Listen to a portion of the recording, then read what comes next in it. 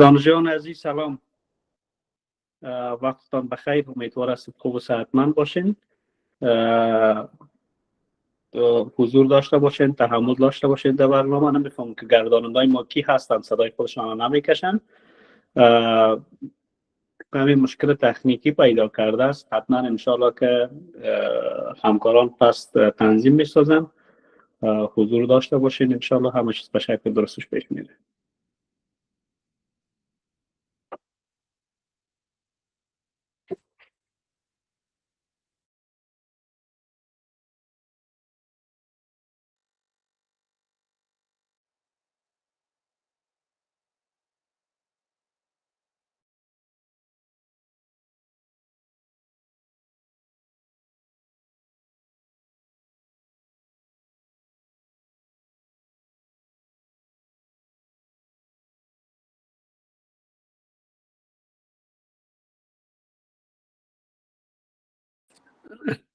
ممنون و سپاسگزار همه از اشتراکتان و از کسایی که اشتراک ورزیدن. ما ببینیم که امروز از کدام دانشکده پانزه ما تعداد اشتراک کنندگان بیشتر است. همکاران تکنیکی اگر مشکل حل شده میتونیم که شما آغاز کنین، به خاطر از اینکه اگر ما سایلنت بشینیم یک دانشجویی که وارد شده فکر میکنه که نتش مشکل داره پس خارج میشه. رئیس صاحب، قبل از که همکاران آغاز بکنم من یک موضوع کوتاه به معسلین عزیز خاطر نشان بکنم. سلام بر شما رئیس صاحب عزیز و همه عزیزان که در جلسه حضور دارم. خیلی کوتاه به معسلین عزیز این مسئله خاطر نشان میکنم. فکر میکنم که اطلاعیه ها رو هم بدیدم قبل از اینکه شروع بشه برنامه. احتمالاً اطلاعیه‌ای که ما ارائه کردیم در مورد شرکت در وبینارهای درسی به دست شما برسیده معسلین عزیز. قرار بر این شده که وبینارهای درسی شما به تایید هیئت رهبری و با گرفتن مشاوره از اساتید شما جزء کار خانگی شما محسوب بشه. اما به شکل متفاوت‌تر از سمستر گذشته متفاوتی هست که حضور محصلین دانشکده‌ای که میزبان هست در یک وبینار الزامی، ضروری و 100% هست. به همین دلیل امروز که ما میزبان دانشکده در واقع دانشکده ادبیات ما میزبان وبینار هستم، حضور همه محصلین اینا الزامی هست. هر کدام از دانشکده‌ها به امید خدا در طول سمستری که داریم 1 یا 2 برنامه خواهند داشت که حضور محصلین اینا 100% و الزامی هست. و دقت داشته باشیم که این مسئله حتما در نظر گرفته میشه در پایان سمستر به شما و تمام تلاش رو بکنیم که استفاده بکنیم از آنچه که میآموزیم. ما قبلا هم برای شما این مسئله رو اشاره بکردیم، باز هم به شما میگیم وبینارهایی که برای شما برگزار میشه بار بسیار بسیار سنگین علمی داره. همین حالا وقتی که ما وبینارها در یوتیوب قرار میدیم، بازدید کنندگان از بیرون از دانشگاه به تعداد بالایی میان سرچ میکنن و استفاده میکنن. اینها وبینارهایی هست که در بیرون از افغانستان در کشورهای دیگر باید شما پول پرداخت بکنید تا بتونید پای صحبتی اساتید بنشینه. ولی دانشگاه آنلاین زن شرایط ایجاد کرده و اساتید ما لطف داشتن و این محبت و مهربانی بکردن و در کنار شما هستن. بنابراین حضور شما الزامی هست در این قسمت. انشاءالله که بهره ببریم و با دانایی زیادی وارد جلسه بشیم، با دانایی بیشتر و بیشتری هم خارج بشیم از جلسه. بسیار ممنون از شما. بخش نشرات اگر آماده هستیم برنامه شروع کنیم.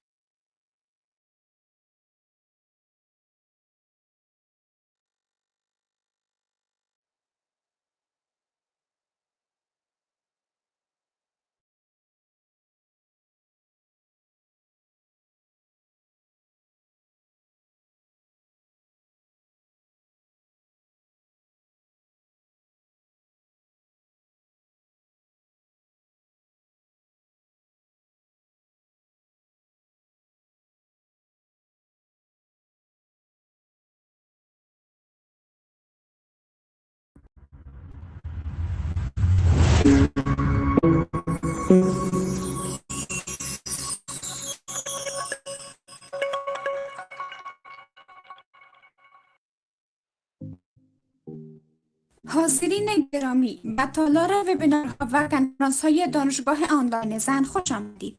تیم تکنیکی عملیات وبینارها و کنفرانس‌های تصدی نشرات آنلاین محترمانه از تمامی اشتراک کنندگان و برگزار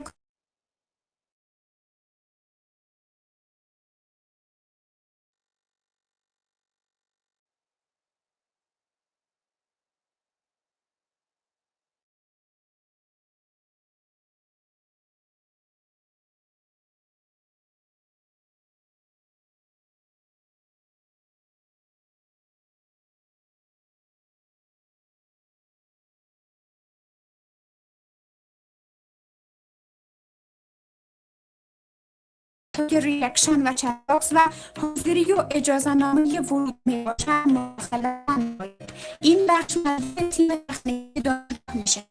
ضمن در شمردن مایک‌های حاضرین و بیرون نمودن اشخاص و افراد ناخواسته از جلسه اقدام ننمایید. در صورتی که تعداد اشتراک کنندگان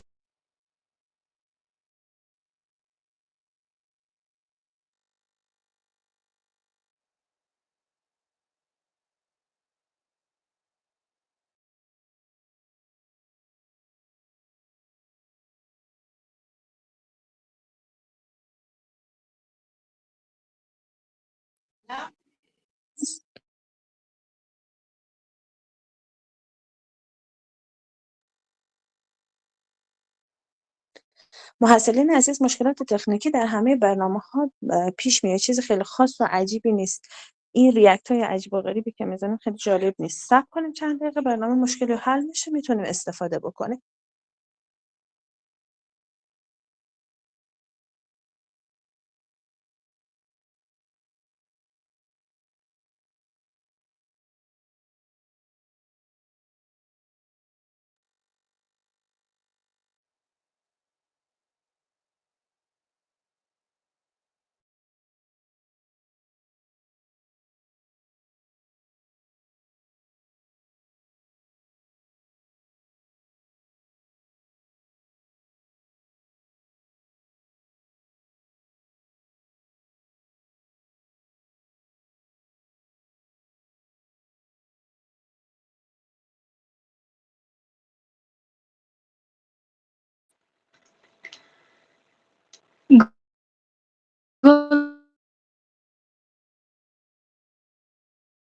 گل نیست، ماه نیست، دل از آفتاب معجزه بر دوش می کشد.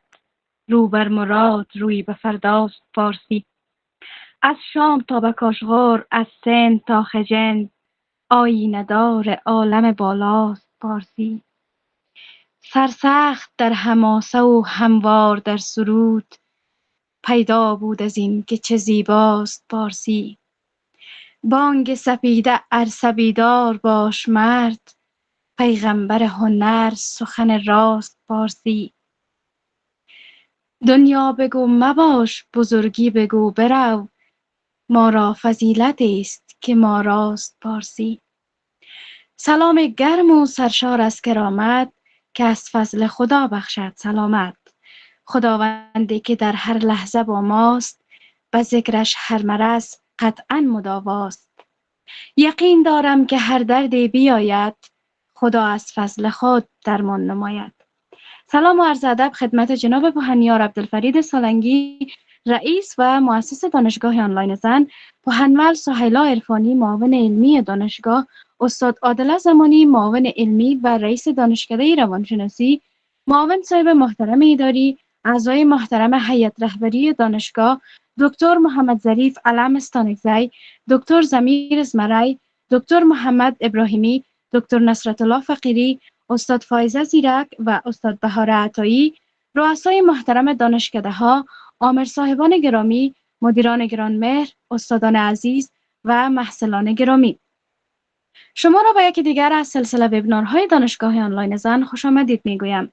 این وبینار به میزبانی دانشکده زبان و ادبیات برگزار شده است که جناب محترم بوهنمل حسین پرواز آن را ارائه می‌نمایند. در نخست از جناب قاری صاحب زهره میرزاد خواهش می‌کنیم تا با تلاوت آیات کلام الله مجید برنامه ما را نورانی بسازند.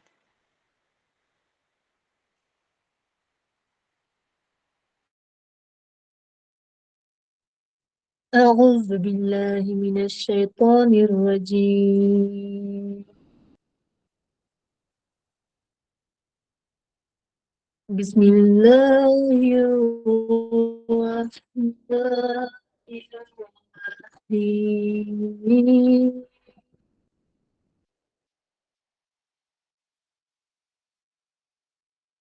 ألم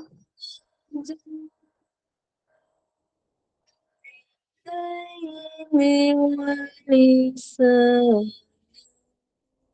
شفتين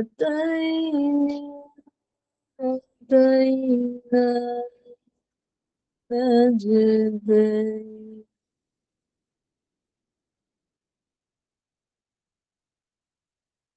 فلقتها العقبة وما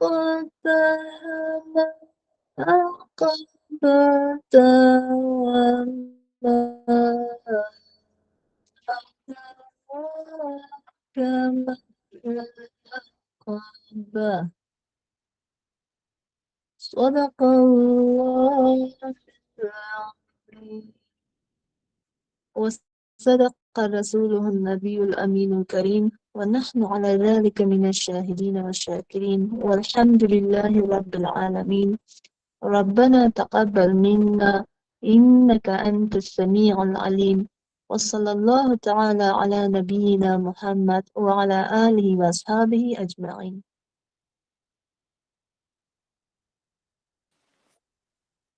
په نامه د هغه خدای مې دا بیان دی چې یو نوم یې په نومونو کې سبحان دی. وروسته د خپل ګرم او درنو سلامونو له وړاندې کولو څخه تاسو ټولو محترمو حضارو ته هریا پوهنیار عبدالفرید سالنګي د ښځو آنلاین پوهنتون مشر او بنسټ ایښودونکی، محترم مرستیالان، مشران د پوهنځي، مدیر صاحبان، آمران، استادان، محصلین او تاسو ټولو محترمو حضارو ته ښه راغلاست وایم. یو بل علمي وبینار چې د نیمه فاصله او د فارسي دري ژبې علامو نوي د عصر او ډیجیټالي توکو کې د صدیق لاندې د ژبو او ادبیاتو پوهنځي لخوا وړاندې کیږي. یو ځل بیا تاسو ټولو ته ښه راغلاست وایم او په ځانګړې توګه زموږ د وبینار وړاندې کوونکي ته محترم پوهنمل استاد حسین پرواز ته ځای لري چې مننه وکړم له محترم قاري صاحب زهره میرزاد څخه د ښکلي تلاوت لپاره. او اوس غواړم د ښځو آنلاین پوهنتون یوه لنډه پیژندګلوي ولرم.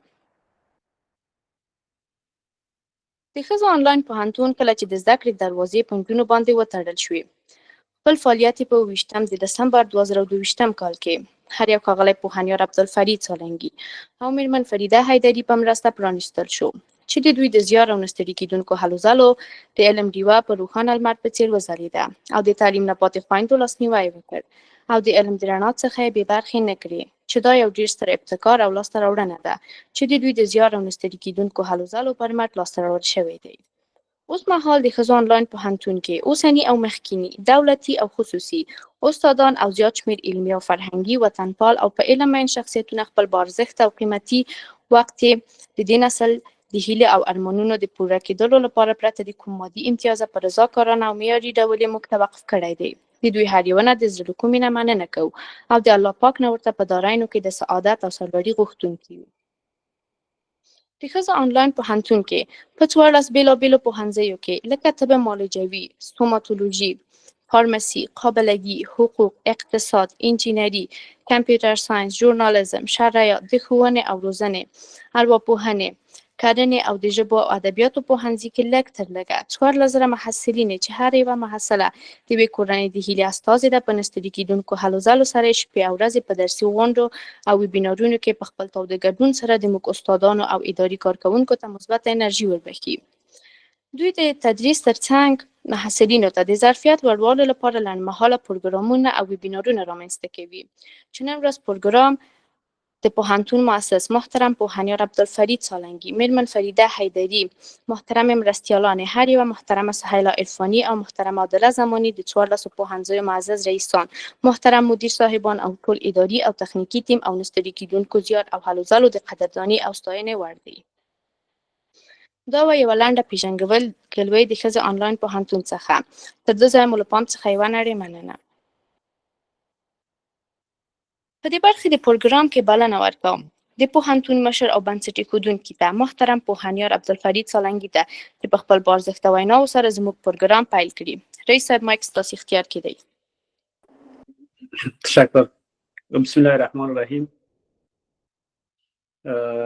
محاسب علمی، جناب محاسب امور مسائل، محاسب اداری، اعضای هیئت رهبری دانشگاه، رؤسای محترم دانشکده ها، میمان عزیز و عالی قدر ما جناب پوهنمل صاحب حسین پرواز، اساتید گران ارج، مدیر صاحبان و آمرین محترم دیپارتمنت و ریاست نشرات، اساتید گران ارج، دانشجویان عزیز و مهمانان گران قدر، السلام علیکم و رحمت الله و برکاته.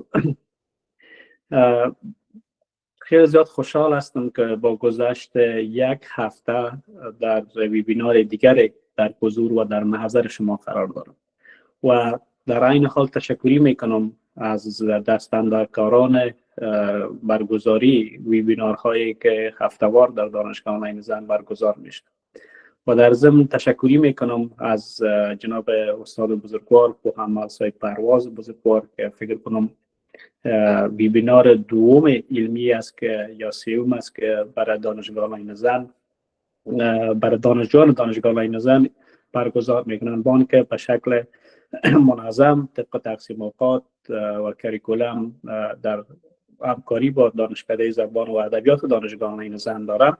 در این حال هم در بخش‌های مختلف دانشگاه را کمک کردن و یکی از ستون‌های استوار و محکم دانشگاه آنلاین زن هستند. حضورشان مایه افتخار همه ما هست. ممنون، سپاسگزارشم. و همچنان خیلی زیاد خوشحال هستم که با گذشت هر روز و هر هفته تعداد دانشجویان و مهمانان و اساتید بزرگوار تعدادشان بیشتر و اشتراکشان بیشتر در ویبینارها و سمینارهای دانشگاه آنلاین زن میشه که البته در حقیقت نمایانگر کیفیت ویبینارها، محتوای ویبینارها و اثرگذاری ویبینارها هست که باز هم تشکری میکنم از دستاندرکاران و کسانی که ترتیب میتن ویبینارها را، مهمانایی را که دعوت میکنن و تا که بتانن از اندوخته‌ها و اندیشه ها و علمیت از اونها به نفع دختران محروم از تحصیل و همچنان سایر افشار جوامع افغانستان استفاده کنند. نیم ساعت قبل ما برنامه دیگه هم داشتیم، خوشبختانه دانشگاه آنلاین زن برنامه زیر نام پخش زنده بود، هزارها بیننده داشت، مهمان خیلی خوبی را داشتیم. در اون بخش هم خوشبختانه که تعداد اشتراک کننده ها و بیننده ها بیشتر شده. پس این به معنی عزیز که دانشگاه آنلاین زن با گذشت هر روز در هر بخش بیشتر از قبل فعالتر میشه.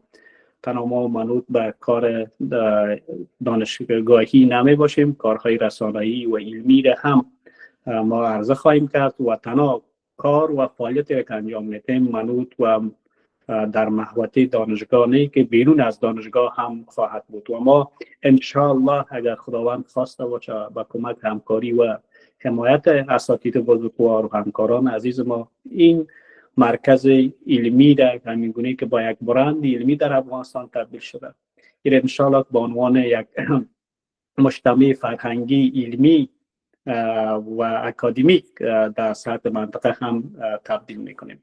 البته حمایت و از همه شما نیاز است که باید حمایت داشته باشید و چیزی که از شما دانشجویان عزیز من توقع دارم. امروز یک دانشجو برای من پیام هم کرده بود، سوالش این بود که جناب استاد تعداد کسانی که در دانشگاه آنلاین زن هستند تعداد 14,000 محصل کمیابیش اینجا فعال است و تعداد کسایی که سوشال میدیایی ما را هم تعقیب میکنن بیشتر از 20-25 تا 30,000 میرسه. چرا بعضیا قدر ناشناس هستند، ارزشگذار نیستند، یعنی قدر زحمات همکاران و برنامه‌ای که تولید میشه نمیدونن. راستی هم میگونه است. برای گفته من هم همین دردم همیست. شما یک برنامه را که میبینید تولید میشه، این برنامه تو ساده نیست که در یک روز در یک ساعت چیز از تبدیل شه. یک پوستر که طراحی میشه چقدر وقت یک همکار ما را میگیره، یک برنامه یک موضوع که انتخاب میشه چقدر وقت یک همکار ما را میگیره، بعد از اینکه تا سازماندهی میشه یک هفته مکمل میگیره. تو دانشجوی عزیز عالی قدر که اینجا فقط دنبال دیپلم اومدی، میری قرار علمی پست هم میبینی که از یک جای نشر شده است، از کنارش به تفاوت میگذاری، قرار میگی بیا که ما چی کار کنم، فقط همین که درس ما بخوانم، درس ما بخوانم، ما نخوانم، دیپلم ما بگیرم برام. این گونه نباش. این دانشگاه مردم افغانستان است. این دانشگاه شخصی کسی نیست. به هر میزان و به هر اندازه که فعالیت‌های از این دانشگاه همه شمول شوه و همگانی شوه، اما قدر ارزش دیپلم و سند که تو کبایی میکنی بیشتر میشه. فکر نکنید. به هر اندازه که ما فعالیت‌های ما گسترش پیدا کنه، به ما اندازه استادان مجرب و خوبتر و بیشتر به دانشگاه مراجعه میکنن میاین. چرا حذف کنار این همه زحماتی را که همکاران ما متقبل میشن بسیار بی‌تفاوت میگذاریم؟ اگر سوال خودت باشه، اگر سوالی داشته باشی، اگر محروم از امتحان داشته باشی یا غیر حاضر باشی، 100 دانه در تقلبات میکنی، از مدیر گرفتگی تا رئیس دانشگاه پیام میکنی. اما اگر یک جایی که منافع جمعی باشه، در اونجا اصلا بی‌تفاوت میگذاریم. ما از تو چی خواستیم؟ پول نخواستیم. ما از تو نخواستیم صرف وقتت هم بگیریم، اما بین در قسمت تقویت بنیاد و اساس دانشگاه همکار باشیم. این همکاری را خلاقل داشته باشین. آدمای قدر ناشناس نباشید. شاید هم هیچ جای نگیره که تو پای یک پست ما یا همگانی ساختن یک پست یا یک مطلب دانشگاه را کومنت میمونی، تشویق میکنی و یا هم لایک میزنی. اما میفهمی که لایک تو چقدر اثرگذار است. زحمت همکاران ما که میان کار میکنن و میرن اونجا محاصل زحماتشون را میخوان ببینن، دانمو وابسته است. از این لحاظ لطفاً مردم قدر ناشناس نباشین. دانشگاه خودتان از حمایت کنین و بی‌تفاوت نباشین در مقابل هیچ پدیده، چی منفی چی مثبت. آدمای بی‌تفاوت ازشان چیز جور نمیشه.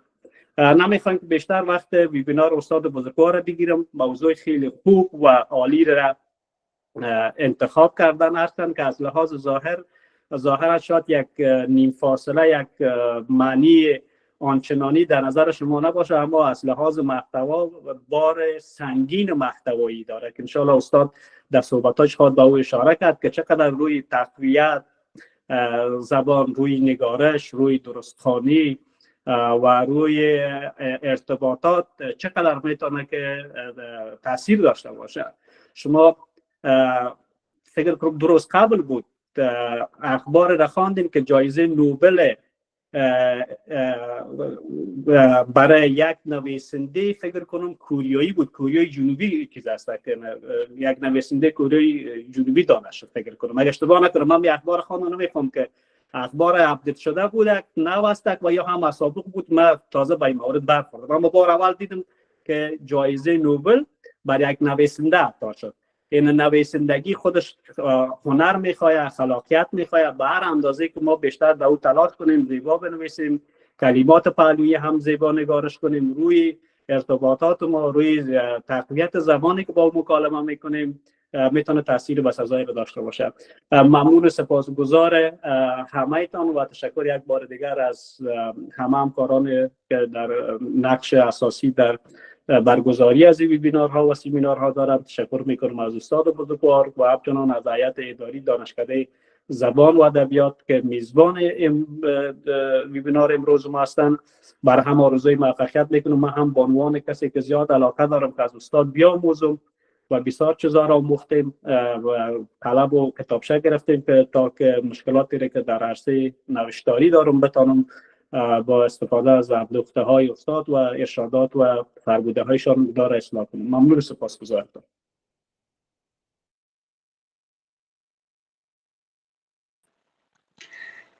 لهجه‌ام در دری اما زبانم پارسی است. روح من شهنامه است و جسم و جانم پارسی است. از تبار رستم و از زادگاه آرشم، تیرهایم باژگان است و کمانم پارسی است. این زبان واحد، این پهنای فرهنگ سترگ، این جنون عشق در خون رگانم پارسی است.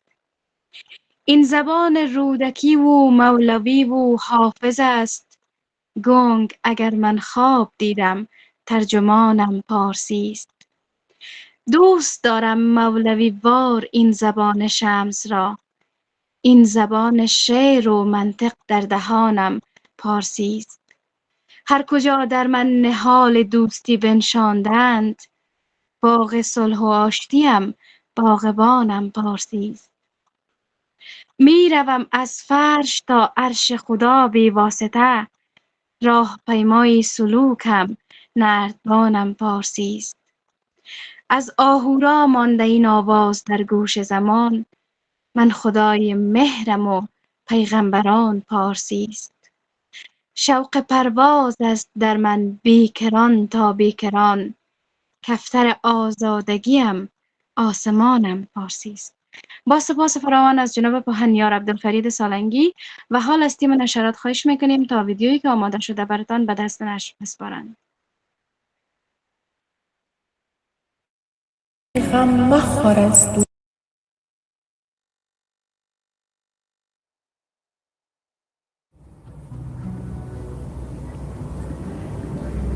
امروز نه آغاز و نه انجام جهان است، ای بس غم و شادی که پس از پرده نهان است.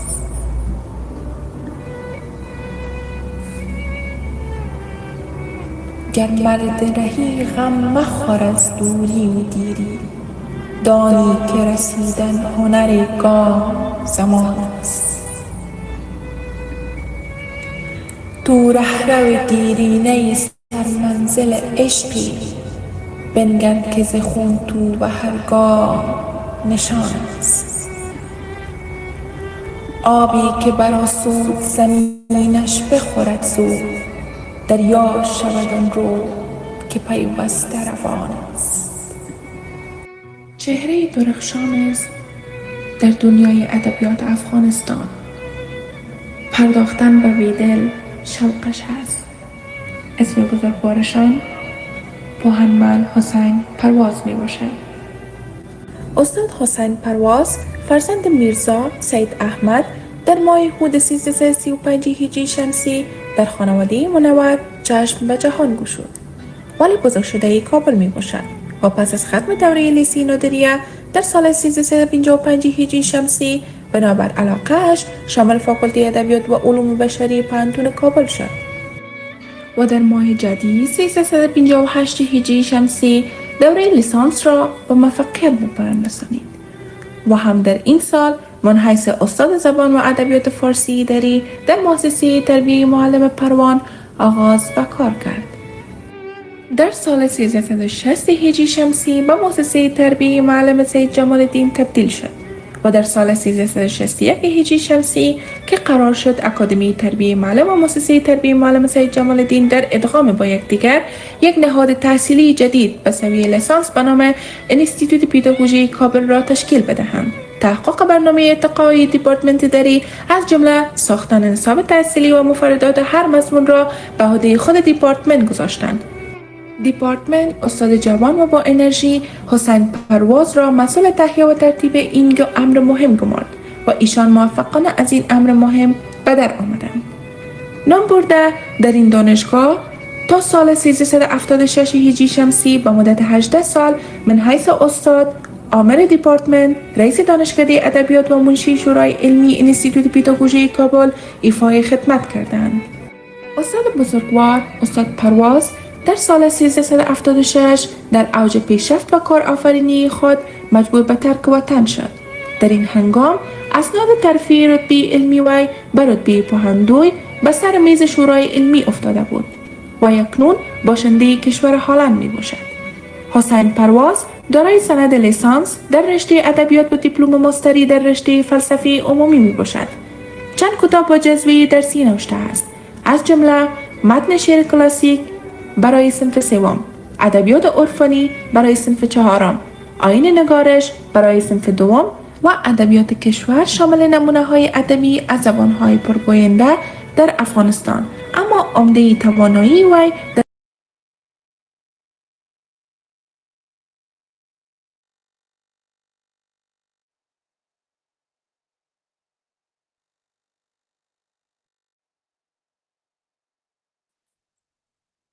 چې په علم څوک آباد وي، غم یې نشته تل به ښاد وي. خدای په علم پیژانده شي، په دانش ابلیس رانده شي. علم تا په طاعت پوکا، د دنیا دانایی درکا. ډېره زیاته مننه کوم له تخنیکي همکارانو څخه. او اوس د پروګرام اصلي برخې ته ورسېدو چې تاسو محترم حضار له دې نه ډېر په انتظار کې نه پرېږدو. نو ځکه بلنه ورکوم یو علمي او پیاوړي شخصیت ته، محترم پوهنمل استاد حسین پرواز، زموږ د ننني ویبینار موضوع وړاندې کوونکی چې په خپل نظر کې نیول شوې موضوع موږ ته وړاندې کړي. مایک ستاسو اختیار کې دی پوهنمل صاحب.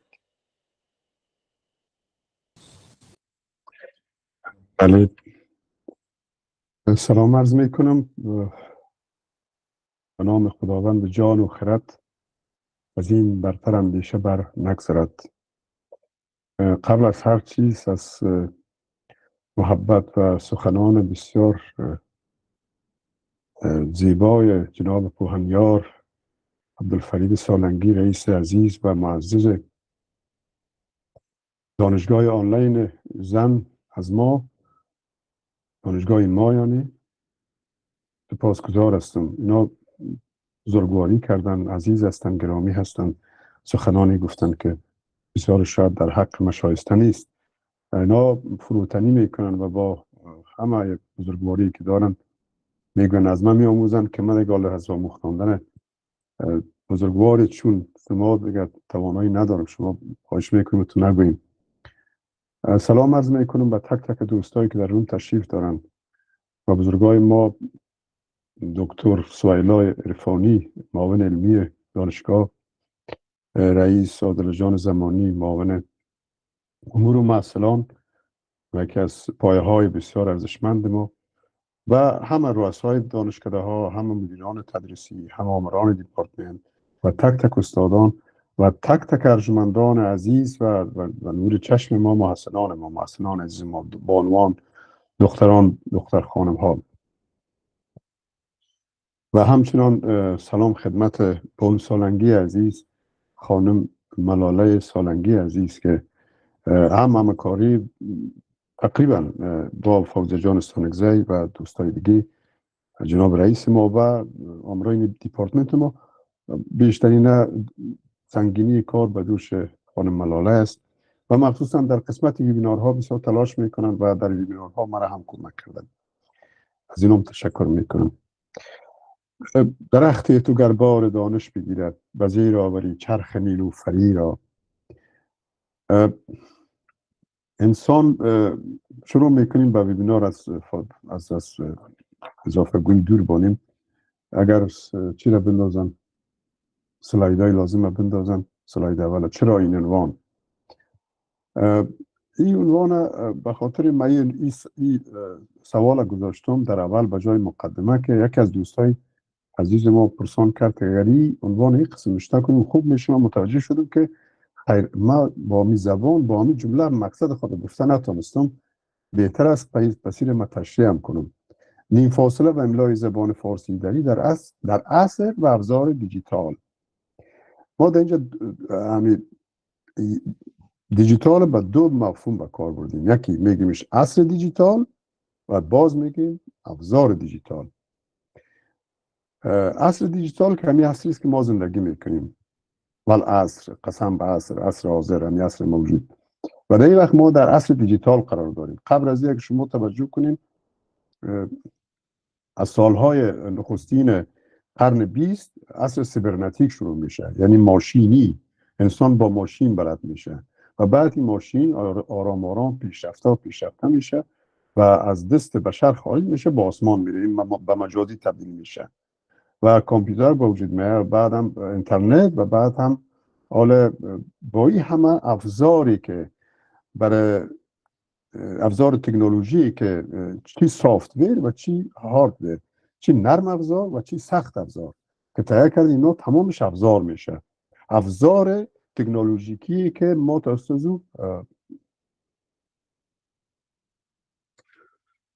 توسط از ما تماس میگیریم. اسلاید بعدیش بریم که عنوانا باشه. یک سلایدی که چند تا زیرنویس دیگه داره. بله همین. نه اون قبلی. خب اون قبلی منظور ما این است، تاریخچه خدمت نرسیم برش. اصل ما عرصه تکنولوژی است. تکنولوژی ارتباطات است. یک وقتی ارتباط بین دو شخص بود.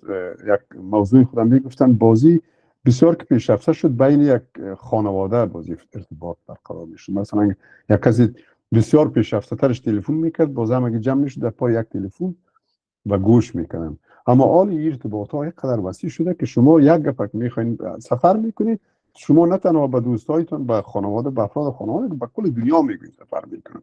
در فیسبوک نوشته میکنی که من مثلا عازم، فرض میکنیم ترکیه، فرض میکنم عربستان، فرض میکنم یک کشور دیگه هستیم و این کلی میخوانند.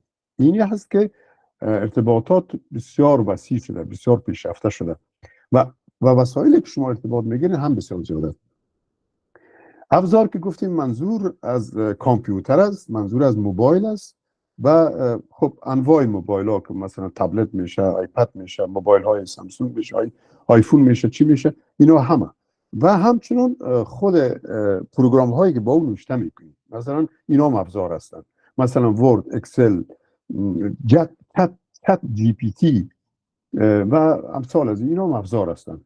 ایناله نیم فاصله در اینجا در این ابزار چی ارتباط داره؟ ما باید متوجه باشیم. اینی گپ در این بود که در این ابزار ما نیم فاصله را کارش جستجو میکنیم، دنبالش هستیم و اصلا که گفتیم کمی اصل است. چی کار شدن این فاصله؟ مهمترین تغییر اساسی در خط فارسی. اگر شما کتاب های اقلا 20 سال قبل ببینین و دقیق ببینین، متوجه میشین که مثلا کیهان نورده با یک فاصله کلان نوشته کرده. زندگی را که با هی اگر نوشته کنی دیگه باید با یک فاصله کلان نوشته کنی. یعنی زنده نوشته کنی باز یک فاصله بندازی، یک کلان فاصله بندازی و پسوند گیش نوشته کنی در اوجه. اگر حال شما متوجه باشین که بسیار زیبا شده. شما زنده نوشته میکنین، نیم فاصله میزنین، گی نوشته میکنین، زندگی بسیار یک زندگی زیبا میشه، یک زندگی دلخواه میشه، به هم چسبیده و زیبا.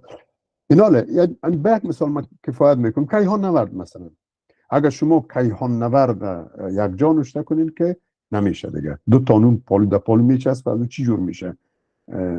هیچ خوانده نمیشه. مثلا اگر من تصویرم گم شد که دیگه من نوشته کنم، خب هر حال نمیکنم. حالا شما میفهمید خودتون نوشته کنید، با قلم و کاغذ نوشته کنید کیهان و نورد باش بچسبونید، دو تا نون بچسبه کیهان نورد میشه، کیها یا کیهان نورد میشه. این یک چیز خوانده میشه. مجبور است با فاصله نوشته. با فاصله که نوشته کنی این بسیار دور از هم میشه، دو تا کلمه میشه، یکی کیهان میشه، یکی نورد میشه. اگر شما با این خصوصیات کیهان نورد برین سرچ کنین که پیدا کنین کیهان نورد چی معنا یا فلان کیهان نورد، گوگل یا ماشینای جستجوگر، ابزار جستجوگر برای شما یا کیهان میاره یا نورد میاره. کیهان میاره که کیهان چی است و نورد میاره با شاید نزدیک ترین گپ نورد کوهنورد باشه، کوهنورد برای شما میاره. ولی کیهان نورد برای شما اگر بره هنوز میاره بسیار کم میاره، ولی سالهای بعد دیگه این کارو نمیکنه، چون میخواد که املای درست دقیقش که برای دیجیتال درست باشه، با اهمیت باشه، او رو بپذیره. برای دیجیتال اوست فاصله کم باشه، هرچی بتونی محیط کم بگیری، فضا رو کم اشغال کنی، یک فاصله ناحق کم کلمه رو خراب کنی، هم نوشته رو درست کنی، هم فاصله بگیری، هم وقت بگیری، هم جای بگیری، فضا رو بگیری، نمیپذیره دیجیتال. شما فکر میکنی یک فاصله که کیهان نورد که چقدر کس پروا نداره، مگر شما میلیون تا از این فاصله رو با جمع کنید چه میشه؟ به این شکل دیجیتال خود به خود شما رو هضم میکنه، شما رو مجبور میسازه که شما با نیم فاصله دیگه بنویسید. با یک فاصله که نمیشه. نیم فاصله بریم به خط فارسی در ترجمه ابزار تکنولوژی است.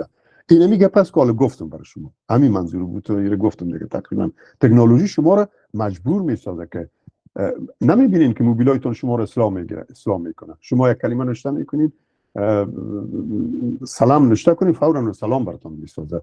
میگه متوجه باش تو میخوای سلام نوشته کنی، نمیگه من سلام نوشته میگه اصلا نوشته میکنم، نمیگه سلام، بازور تو مجبور است دوباره. یعنی ابزار تکنولوژی سر ما، سر نوشته ما، سر چیز ما قادر میشه. میریم به بخش دومش، تاریخچه خط نوشتن. یک ذره وقت باید مراد کنم من پرگوی. تاریخچه خط، سلاید تاریخچه رو بریم.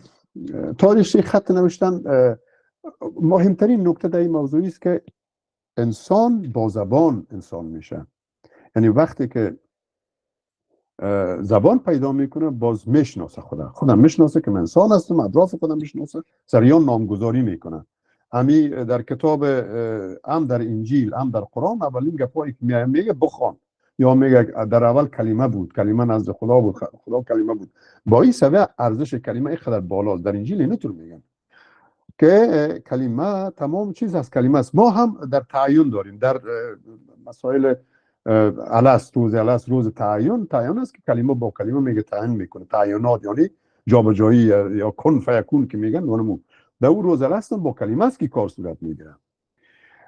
به این شکل کلمه است که انسان به انسان اندیشمند و انسان متفکر تبدیل میکنه. تا شما کلمه نداشته باشین فکر کردن نمیتونید. و تخیلی که ایجاد میشه در مغز انسان پیشرفته، این تخیلش موجود از این میشه که کندوکاو کنه با کلمه‌ای که داره، بیشتر بره و جهان خود باز و بازتر کنه. با اون نسبت کلمه بسیار مهم بوده. بعد خط است که تجربیات از این انتقال میده برای نسل بعدیش. حالا شما تصور کنید که هر چی موفقیتی که انسان دوره سنگ داشته، اگر انتقال نمیداده برای دوره فلز نمیرسیده، او نمیفهمیده که از کجا شروع کنه، چی کار شد، چطوری سنگ این ابزار سنگی را به ابزار فلزی تبدیل کنه. ولی امو با یک نشاره، با یک نوشته، با یک رسامی در غار مثلا، با یک پاپیروس، با چیزی انتقال داده. اما بعداً خط ایجاد میشه. این نشانه ها و اشاره ها، خط خودش نشانه است. هر الفبای ما نشانه هاست و این نشانه ها با درست و دقیق انجام شد. خط ایجاد میشه. نخست خط تصویری است، مثلا هیروگلیف از جمله است. بعد خطای مثلا در سومری ها، در خاورمیانه، مهد تمدن اولی و آغازین انسان خاورمیانه است. همین شرق میانه که امروز مشکلات فراوان گرفتار است این منطقه. یا اصلا کنار دریاها، 3-4 جای در کنار دریاها مهد تمدن اولی است. دریای زرد چین، دریای گنگا هند، دریای آمو، همین سرزمینای ما و شما کمربند سبز هم یاد میکنن، دریای نیل مصر و بین النهرین، همین دو تا میان رودان، همین دجله و فرات. اینی 5-6 جای، البته آمازون هم، اینی 5-6 جای است که نخستین تمدن بشری ایجاد شده و خط ایجاد میشه. و خط موجب از این میشه که تجربیات بشر انتقال کنه. و بعد از این که کاغذ پیدا میشه، اول در پاپیروس نوشته میکردن. پاپیروس از گیاه جور میشه، مسیحایی کار کردن. 2500 سال قبل گیاه پاپیروس با هم میچسبونن، شرش میکردن، آل همه از برای تفنن رو میفروشن، جور میکنن. شما اگر مصر برین یا در جا برای توریستی رو جور میکنن. ولی بعد از اون باز کاغذ طبیعی، کاغذی در چین اختراع میشه. چین موفق میشه کاغذ اختراع کنه. در 200 میلادی، 200 تا 250 میلادی کاغذ اختراع میشه. یعنی یک قدر کهنه، بسیار نو نیست، کهنه نیست، قدیمی نیست کاغذ.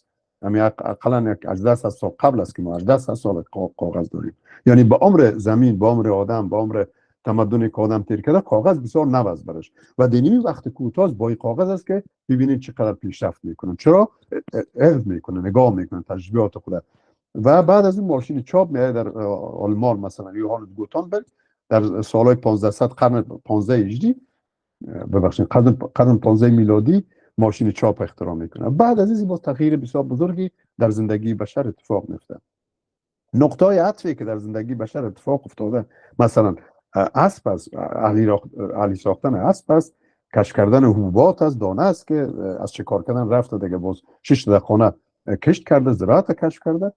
و باز میگیم خب چیزا، چرخ بسیار مهم است در زندگی ازی و فلز، کشف کردن فلز، چرخ و یکم اینمی کاغذ و بعد ماشین چاپ و نوشته.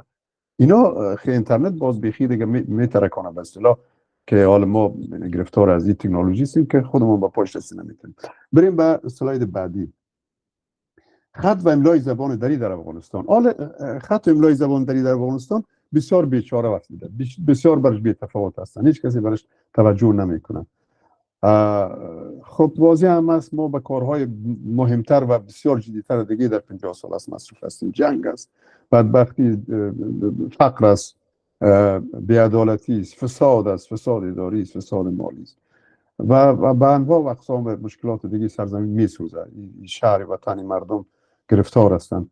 واضح است که به ادبیات و همون مثلث مازور میگن، یک مثلث است مخروط است که چیزهای نخست اولیه اول به میپردازی، اول به خورد و به احتیاجات اولیه میپردازی، بعد از اون اگر چیزی بود خانه خوبش میسازی یا باز یک چیزای اشیای قیمتی می از اون بهتر شد با هنر میپردازی و اون بالایش که اینمی در مراحل 3-4 ما تا بالا در مرحله اول خود مصروف هستیم. دمی اثر بسیار در حق مردم ما ظلم میشه، اشحاف میشه که ما در این وضعیت هستیم. با وجودی که خیلی ادبیات بسیار بزرگ داریم، ادبیات فراوان داریم، قدیمی ما بسیار خوب است، کلاسیک ما بسیار خوب است، ولی به خط ما دیگه بسیار نشده، علاقه نگرفته نشده. یک رساله که املا بر ما نوشته کردن در سال 1363 این کسی دیده نمیشه. سعی کنیم مثلا 63 صفحه است، 30 ورق است، 30 ورق به این قطعه است، یک بلستان نمیشه.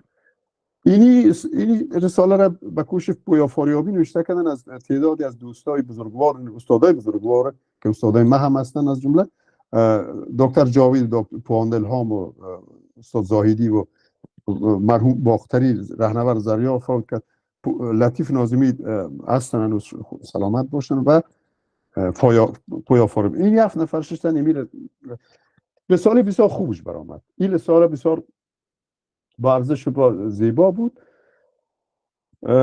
ولی کامل نیست. باید تیر اقلا هر 10 سال هر 5 سال با تیر دست بزنی در تغییر بدی، ولی کسی نکرد. به هر صورت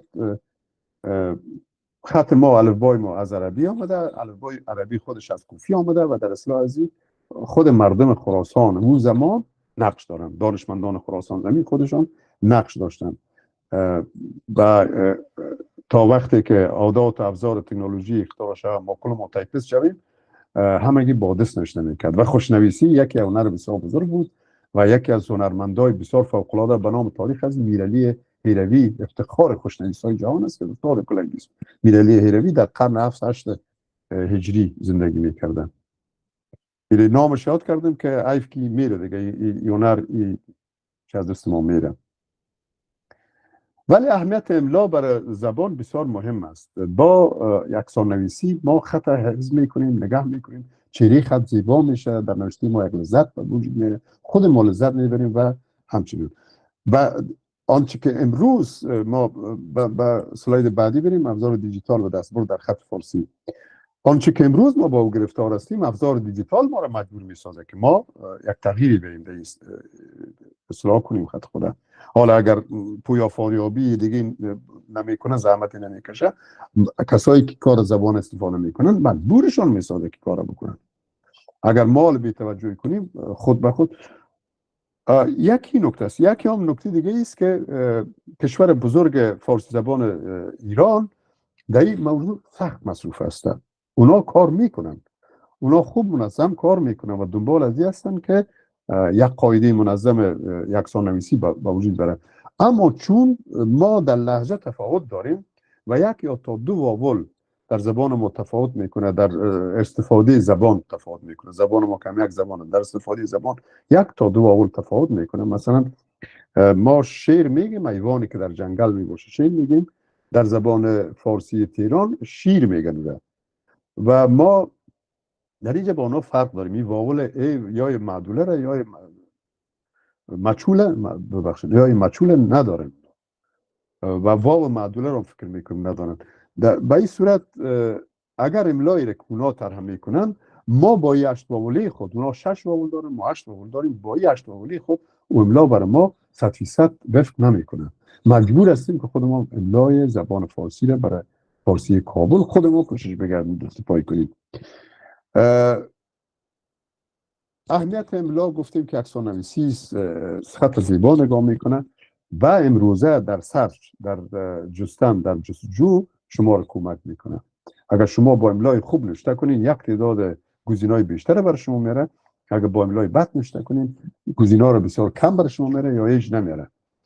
حالا آرام آرام ماشینا کار میکنن که نمیاره. نگاه دفعه باز یک تصویرک میاد که یک کسی هست دوست شده پیشانی میذاره که من نیافتم، هم یک چیزک میاره، نشانگرد میره، تمثالک میره، اونو طور میشه و او چقدر آدم چی میسازه، مایوس میسازه که چی کار شد که برای من نمیته برای از اینکه تو درست ثبت نمیکنی.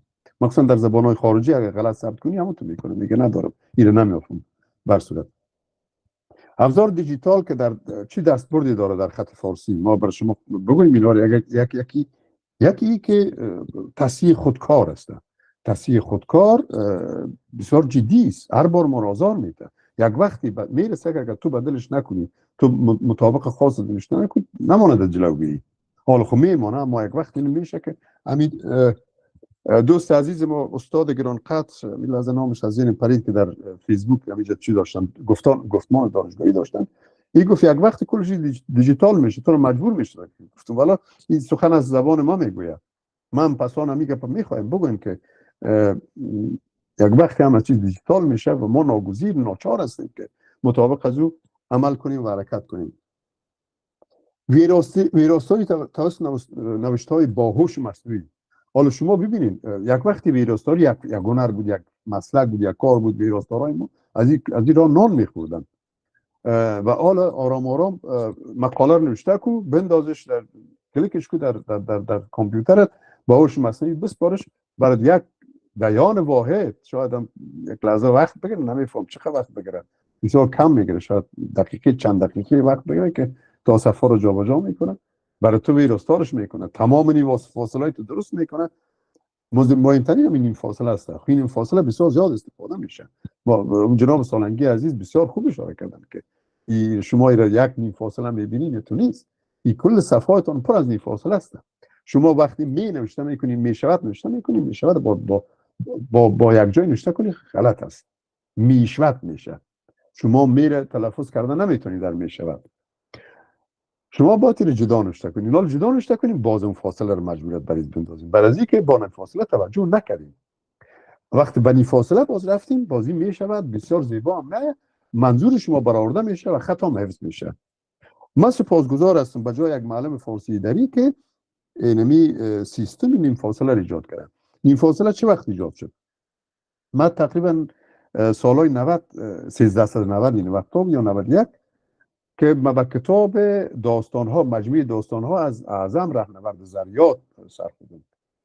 نام از این دیدم، نام از بزرگوار دیدم که رهنورد نوشته کرده، ره را جدا نوشته کرده و یک فاصله که بسیار کوچک است بعدش نورد هستن. این برای من سوال خلق شد. ما خو رهنورد که نوشته کردیم، خو ری و هید و چشمه و نون و دال و ری و دال رهنورد شده. این را گرفتم کتاب و حتی خریدم. این سایل کردم که چرا اینطور است؟ چی معناست؟ بعد با دنبالش که رفتم متوجه شدم که این فاصله است. و بعد یعنی از کسایی که این فاصله را نخستین بار توجه کردن چاپخانه هستند. البته چاپخانه است این کار کرده، اشخاص نکرده. چون همونطور که گفتیم این پیشکش اختراع و پیشکش ابزار دیجیتال هستند، نه از اشخاص. اینا متوجه شدن که این کار خوبی است که ابزار برای ما انجام میده، باز خودشان هم کردن، باز خودشان این رو متوجه شدن و این تکرار کردن و اختیار کردن. از رهنورد زریاب که ما دیدیم که این بزرگوار هم این متوجه شده و در نوشته‌هایی که تا جایی که امکان داره، در نوشته‌های طلوع، در نوشته‌هایی که خودش بیرون میده، در کتاباش این مراعات میکنه. و ما هم از اون وقت به بعد ما متوجه از این موضوع شدم. برای ما مینه نوسته، برای ما مثلا 15 سال یا 14 سال است که ما به این سر خوردیم. ولی من خدمت شما عرض کنم که از اون وقت تا بالا هر جای هر محفل میرسم داد میزنم این فاصله مراعات کنید. هنوزم در تمام دوستای من این فاصله رو نیافتن، مراعات نمیکنن. من از شما خواهش کنم که کنترل اسپیس بزنید، این فاصله میشه در کامپیوتر. در موبیلایتون اما خود کیبورد فارسی این فاصله داره. یک چهارخانگی که از دم پالوی اسپیس یا در پالوی فاصله این طرف راستش اون یک بار بزنی و زیر و زبر تبدیل میشه، یک بار دیگه بزنی و این فاصله تبدیل میشه. این فاصله در گوشی‌های سامسونگ به صورت دو تا مثلثه که پشت در پشت قرار داره، اینطور یک شکل داره، اونم رو استفاده کنید. از شما مخصوصا رخ صحبت ما با محصلای عزیز دیپارتمنت زبان فارسی است که از شما من خواهش میکنم که این کارو بکنید و نگذارید که نوشتهتون یک نوشته مسلکی زیبای هنری نباشه، باید باشه. همگی استفاده کنه. البته اونا رو به خاطر گفتم که باز از اینا نباشه، نمرهشون کم میکنم. همین یک سند باشه که ما یادشون نه. خب یادگیری زبان به توسط متنی بر مفهوم بازی‌های زبانی، مثلا موزیک میندازن، مثلا تصویرها رو میچرخانن و کارهایی میکنن. یعنی دیگه شما نمیتونی یک طفلک 24 سالگی یاد بتین. خیلی کامپیوتر خوب یادش میده.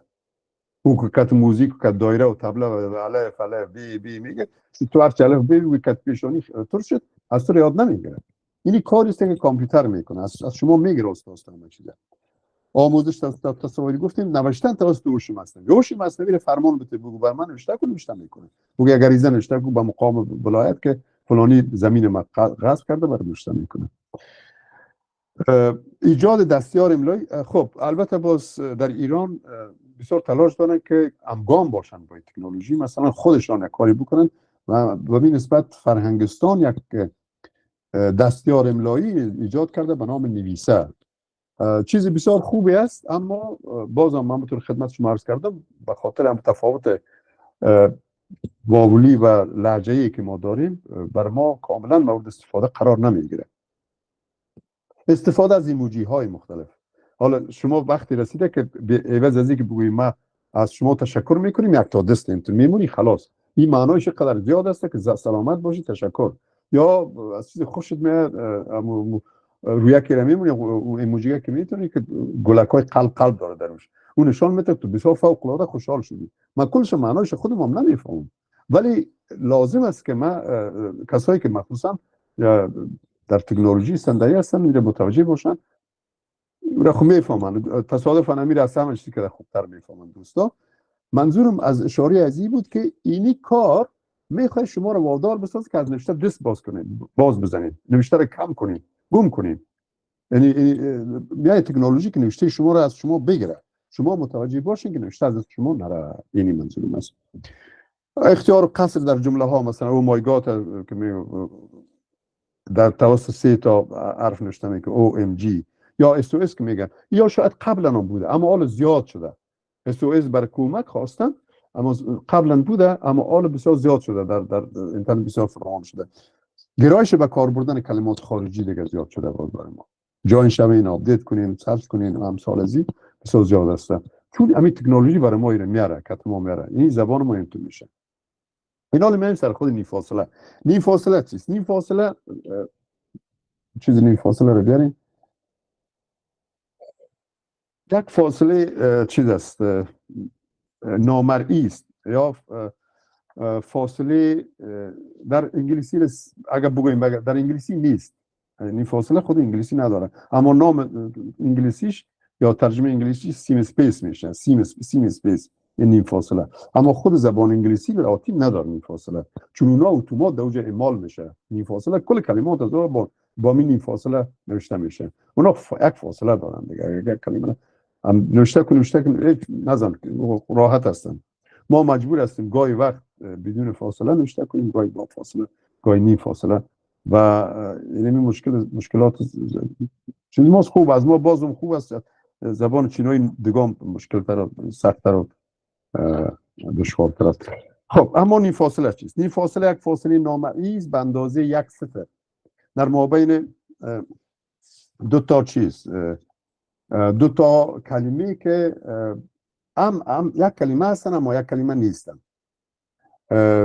مثلا شما تصور کنین همین بین المللی رسید.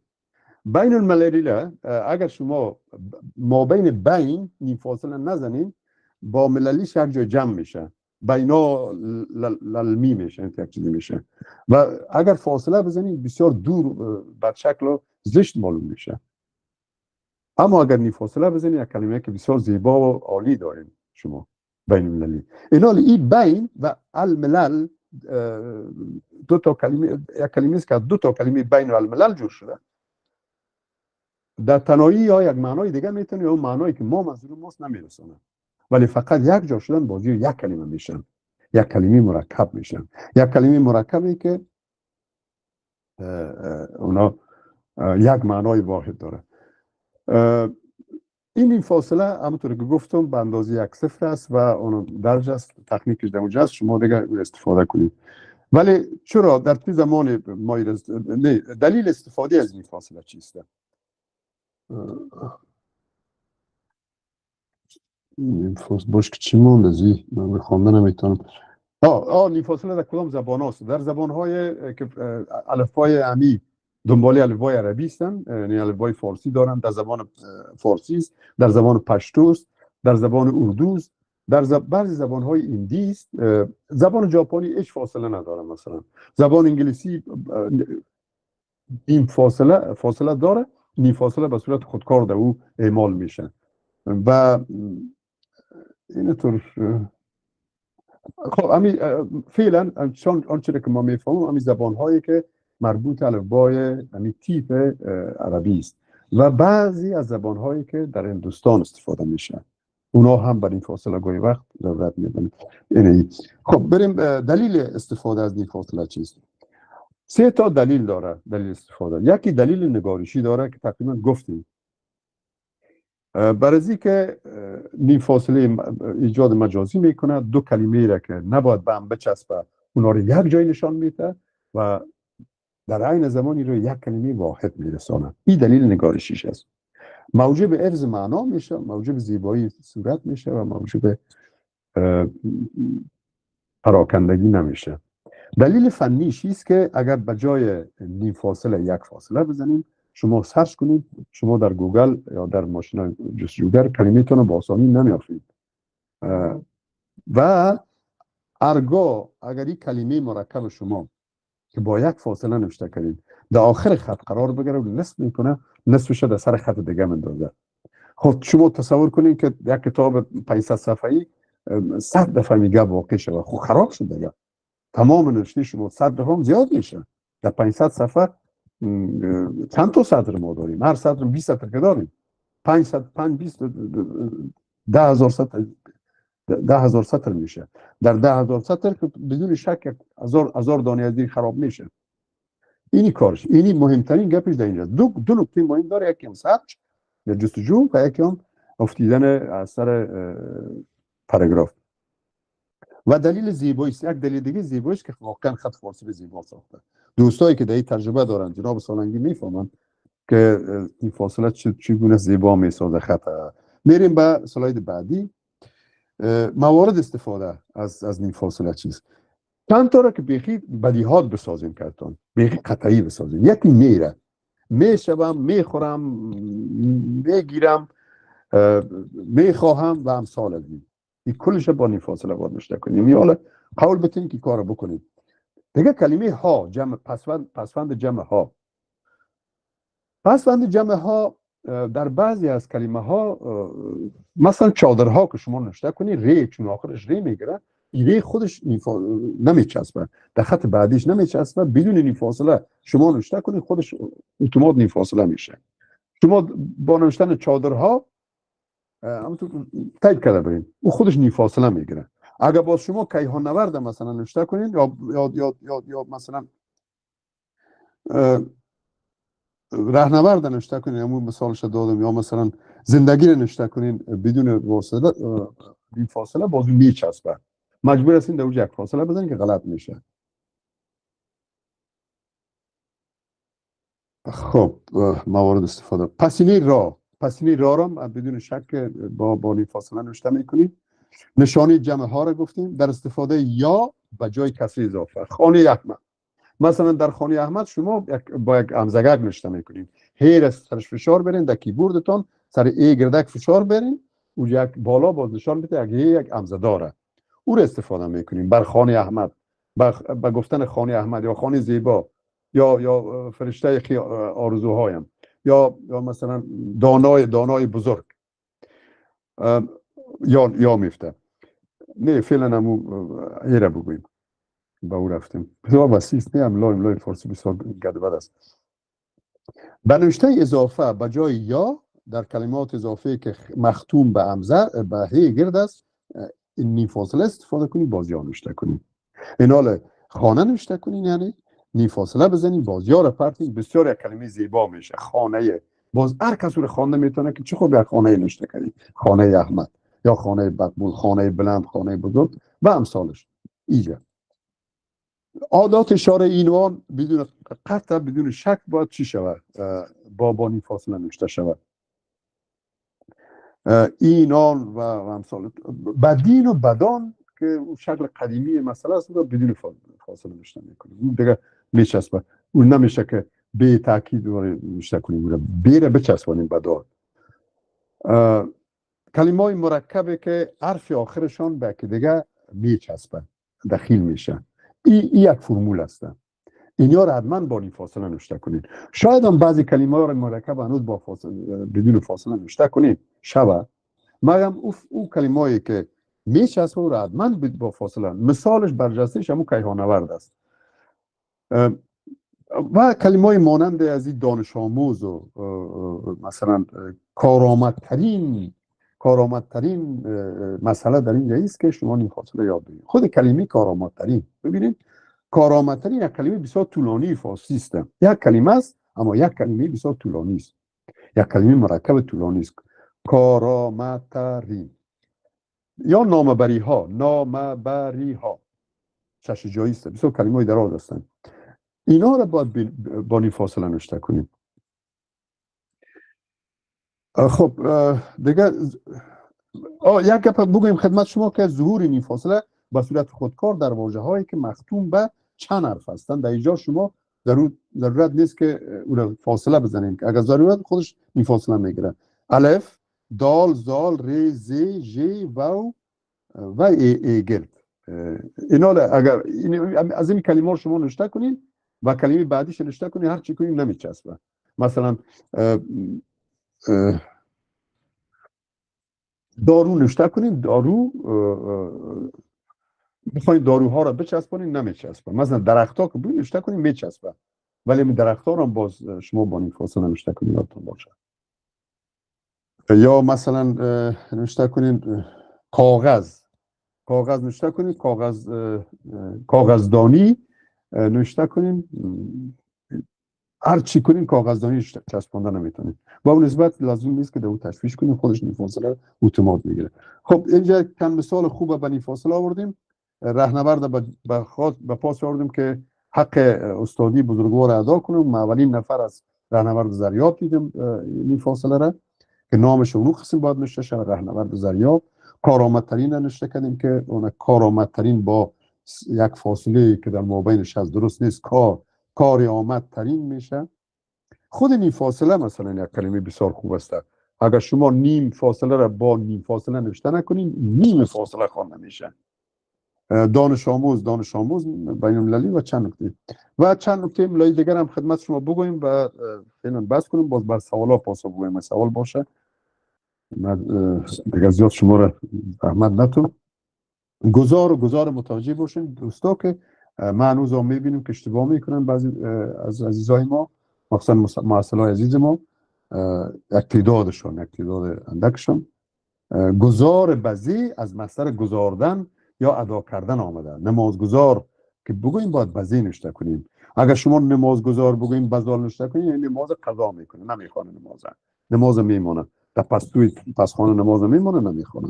اما اگر نمازگزار بزی گفتین، این نماز میخوانه. این همچنان سپاسگزار است. سپاسگزار اگر به کسی بگوین من سپاسگزارت هستم و بزال نوشته کنین، یعنی شما او را دشنام دارین، یعنی من از تو هیچ سپاسگزار نیستم. سپاسگزار بزی نوشته کنین. و زندگی را میخواستم خدمت شما عرض کنم که زندگی و کلمات مانند از این، یکی زندگی است، یکی بندگی، یکی نیا. این سه تا کلمه در اصل اوستایی با کاف ختم می شدن. زندک بوده، بندک بوده و نیاک بوده. و وقتی اینا به جمع تبدیل می شدن، یک الف و نون جمع داخلشان اضافه می شد و زندکان می شد و بندکان می شد و نیاکان می شد. و وقتی حالت نسبتی و صفتی و اینا رو می گرفتن، زندگی اونم یک زنده که زندک بوده، امو گافش یا امو کافش یک یا می چسبید، زندگی یا زندگی می شد. و امو گونه هست بندیش و امو گونه هست نیاکانش. خب وقتی این سه کلمه را در اصل اوستایش، در اصل ریشه شی قسم بوده، اون انتقال دادیم، انتقال یافته در فارسی هم به این شکل نوشته شده، یعنی زندگی بدون هی نوشته شده و طرفدارای بسیار زیادی داره زندگی بدون هی، از جمله خودمون به این واقع هستم. ما شما را وادار به این نمی کنیم یا برای شما تاکید نمی کنیم شما به هی نوشته کنید. شما بفهمین هر کدام که خودتون میخواستین امور باز به کار برین، اما دفاع کرده بتونی ازش. همینطوری که من میگم زندگی به هی اما هست که نیم فاصله دیگه کار نداره و خودش پیش از او که نیم فاصله پیدا شود بسیار بد معلوم میشه. زنده و یک گیر در او طرفتر 1 متر او طرفتر یک گیرش نمیکردیم، هیچ خوبش نمیومد، ولی او زندگی بسیار زیبا بود و خطاطا هم این ترجیح میدادن زندگی بدون هی نوشته کنه و او بسیار رواج شده زندگی بدون هی. حالا وقتی زندگی رو بدون هی نوشته کنیم باید بندگی رو نوشته کنیم، وقتی بندگی نوشته کنیم پس هفتگی رو نوشته کنیم و چون منظور ما از یک سام نویسی و یک دست نویسی است پس هم کلمات رو یک نوشته کنیم. اما اگر شما زندگی رو با هی نوشته کنید همه کلمات با هی نوشته کنید ولی بیاد داشته باشید این فاصله رو به کار برید برش. اینجا مهم است. اینی رو یاد گرفتیم کاملا یا کاملا. همین تنوینی که سر حرف آخر سر الف آخر گذاشته میشه نون است، یک دانه نون است دیگه چیزی نیست. اینو به معنای تنوین استفاده میکنن. اگر کاملا بگویم با تنوین یک کلمه عربی است یعنی قطعا کاملا یعنی در مجموع تو معنا میده. و ایره در یک 10 سال 20 سال پیش یک بدعت کشیدن یا بیاگنون نوشته میکنن، کار آسان میکنن. ولی اگر قطع نظر اتفاق نظر نباشه همگی به یک نظر نیفتن و ایره قبول نکنن درست نیست. باید املا یک اقسام نویسی باشه. درست نیست که یک تعداد به نون نوشته کنه یک تعداد به 2 زبر نوشته کنه. تا چون در زبان فارسی ما یک دانشگاه هیچ مرجع رسمی این تعیین نکرده که با هی نوشته کنه با نون نوشته کنه و با 2 زبر، ما باید به همون شکلی که تا بال رایج بوده اون شکل عربی شما رو ادامه بدیم. یعنی چی بسازیم کاملا و مثلا قطعا و امثال از این دیگه. خانه اونو شکل خانه‌ای که به الفیا نوشته میکنن شکل نوشته قبول شده در ایران هستن. شکلی که ما قبول کردیم ما بر اضافه صفت موصوف و مضاف الیه و نسبت منصوب به کار میبریم، یعنی استفاده یاست یک یا استفاده یک همزه سر ای است. اینم شما بفهمین که اونو شکلش بزاران نوشته میکنن خانه با یک الف یا و اون شکل از قبول شده ایرانش هسته. ولی من در او چی ندارم. گپ آخری که ما تا بال بر نیم فاصله یک گپ قطعی و دقیق و تثبیت شده و فرمول بند و چارچوکات شده نداریم. یعنی تو نیست که ما حتما دیگه یعنی چند تا رو گفتم هست اونم مثلا میوه ها و اینا هست در کلمات مرکب تا جایی که میتونین که کلمه آسیب نبینه یک بار فاصله نوشته کنید. هنوزم کلماتی هست مثلا کتابخانه، گل فروش میتونیم که دو شکل به کار بریم. یعنی شکل یک جا نوشته کردنش هنوز غلط نیست، هنوز سر از او بدلان نکشیدم، هنوز میتونیم استفاده کنیم. اما خود من براتون پیشنهاد میکنم من یک معلم با تجربه زبان فارسی که از امیال نیم فاصله نوشتن کردن شروع کنیم که در آینده کلش نیم فاصله میشه. هر چی کلمه مرکب داریم پیشوند داریم پسوند داریم کلش نیم فاصله میشه. بسیار تشکر از حوصله‌مندی شما، از لطف شما که شنیدین. امیدوار هستم چیزی گفته باشیم به درد شما خورده باشه. اگه سوالی باشه من در خدمت هستم. بسیار تشکر.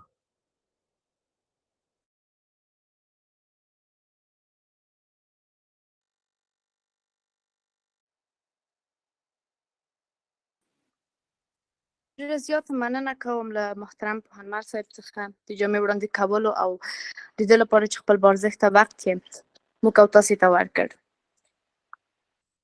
او تر دې دمه د ستاسو له صبر څخه ډېره زیاته مننه کوم پوهنمل صاحب. په دې برخه د پروګرام کې موږ د خپل وروستي برخې د پروګرام ته رسېدلي یو چې د تاسو د سوالونو اخیستلو وړ دي. نو ځکه تاسو که کوم سوال لري لاسونه مو پورته کړئ. وروسته له دې نه چې تاسو اجازه درکړل شوله کولی شئ چې خپل سوال مو پوښتنه وکړئ.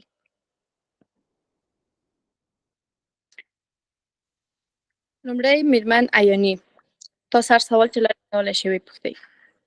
سلام و درود خدمت همتون. امید که جور صحتمند باشین. استاد گرامی و بزرگوارت اینجا حضور دارن و دوستای من. استاد صدای ما را دارید؟ میشنوید؟ بله. صدا رو میشنم اما گرداننده باید بشنم اونا باید. درست است.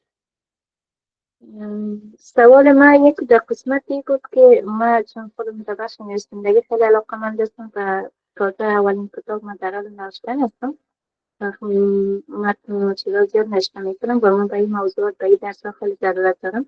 آیا شما از این درس‌ها دیگه هم دارین و کدام بخش کورس مشخصی در این رابطه داریم یا خیر در این قسمت راهنمایی کنین؟ آیا میشه که شماره‌تان رو بدین برای قسمت باره کتاب بر ما اگر بتانین راهنمایی کنین همکاری کنین در قسمت نگارشش، چون خیلی مشکل داره. و دیگه این که من چون در کمتر تایپ میکنم در این اواخر که این فاصله خیلی مهم شده، ما در کمتر چون میتونیم از این فاصله استفاده کنیم، چون فاصله من که نتونستم این فاصله را با کمتر پیدا کنم. و یک سوال دیگه می بود که در قسمت زندگی که گفتین ما درست نگرفتم گفتن من میخواستیم بگوییم که زندگی باقی باید نوشته کنیم بعد از این، یعنی وقتی که میخوایم زندگی رو نوشته کنیم میشم اضافه کنیم با این فاصله. و دیگه یک خواهش می بود که اگر امکان داشته باشیم سلایدها رو با ما شریک سازیم. ډېره زیاته مننه کوم له تاسو. پوهنمل د ټول سوالونه یو ځای واخلو، تاسو ته په آخره کې جواب ورکوئ که یو سوال واخلو ستل دینه تاسو جواب ورکوئ بل نفر ته ووایو. اختیار به شما پروا ندارم، منتها سوالا رو یادداشت باز بکنین که یادمون نره. پس یو سوال به وخت تاسو چې ورته جواب ورکړئ وروسته له هغې نه به بل نفر ته ور ورکړو. درست است. پس از این ارجمند بسیار تشکر، برای شما موفقیت میخوایم در نوشتن کتابتان. بدون شک خودت نمیال هر کسی کتاب نوشته میکنه مراعات موضوع برش بسیار جدی است. برای اینکه اگر در چاپخانه بازو برین بازی رو سرتون اسلام میکنه و پول میگیره از شما، پول زیاد میگیره. خودتان اگر در تایپ اولش در تایپ اولی مراعات کنین بسیار خوب میشه. کلیدای در ویندوز کنترل، کلید کنترل و شیفت یا کنترل اسپیس بر این فاصله است. یا اگر او رو نداد کیبوردتان قدیمی بود کنترل و شیفت دور بزنید این فاصله میده در کامپیوتر. در موبیل ها هست، در خود الفبایی که شما دانلود میکنید و پیاده میکنید در اون این فاصله موجود است، ولی شما پیدا کنید کلیشه هر موبیل در سیستم رقم باشه. و البته اگر خودت محصل آنلاین هستی، دانشگاه آنلاین هستی که میتونیم در ارتباط باشیم و از طریق با عمل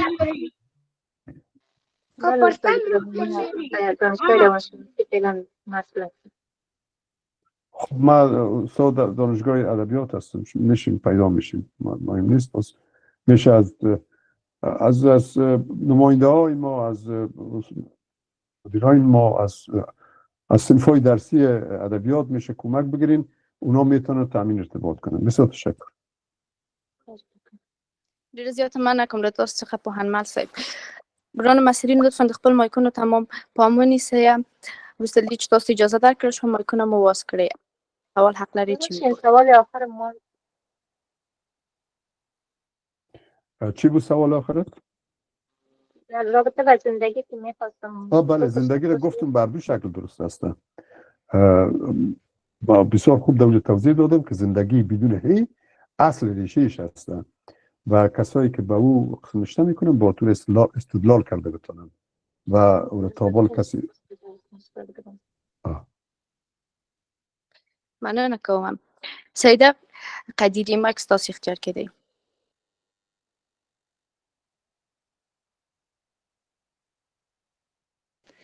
سلام سلام خدمت همگی و یک سلام خاص به استاد محترم.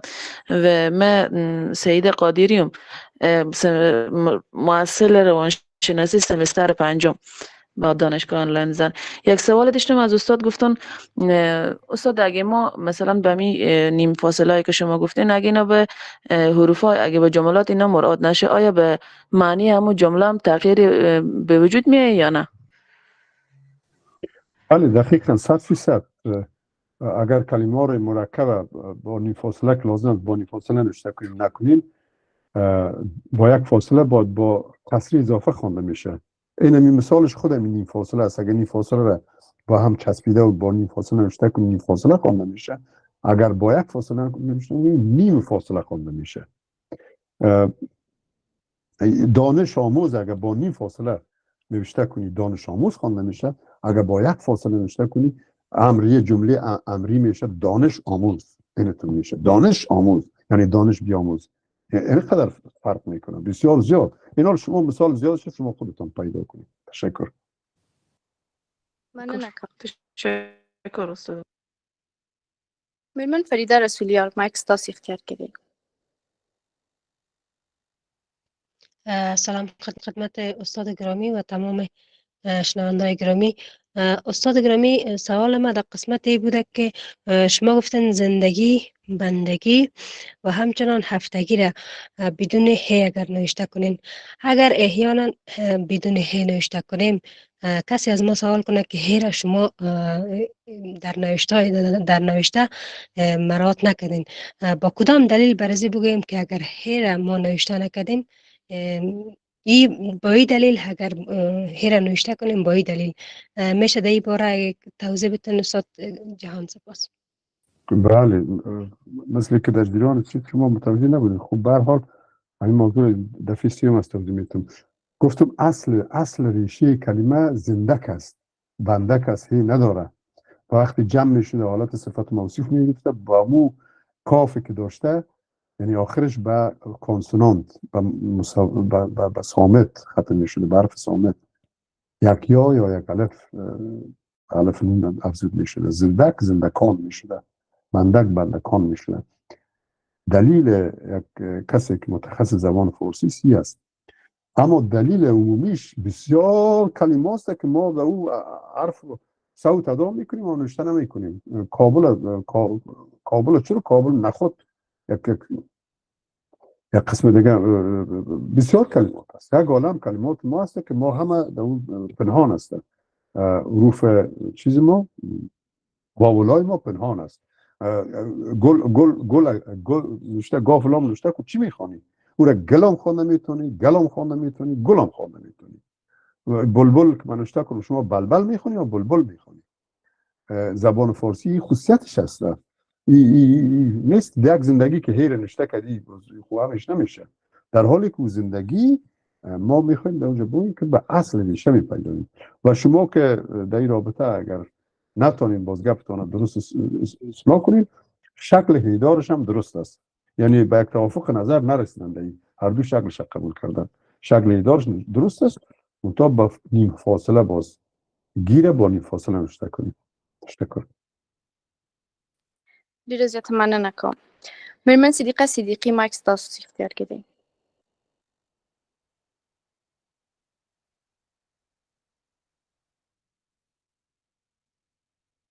میرمن صدیقه صدیقی که زموږ اواز لري ور ستاسو دی. میرمن مروه میرزاد. سلام علیکم.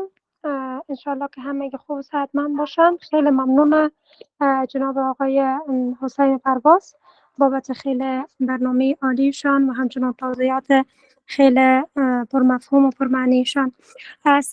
سوال خاص نداشتم. میخواستم از جناب استاد محترم یک درخواست داشته باشم، بر از اینکه اگر میشه مثل که در رشته روانشناسی ما فعلا یک کلینیک برگزار شده از طرف دانشگاه داریم، هم قسم یک برنامه را برگزار بسازن در رابطه به ظرافت نویسی های نویسندگی که چند جلسه را در بر بگیره و چون این جلسه بر ما خیلی مفید بود.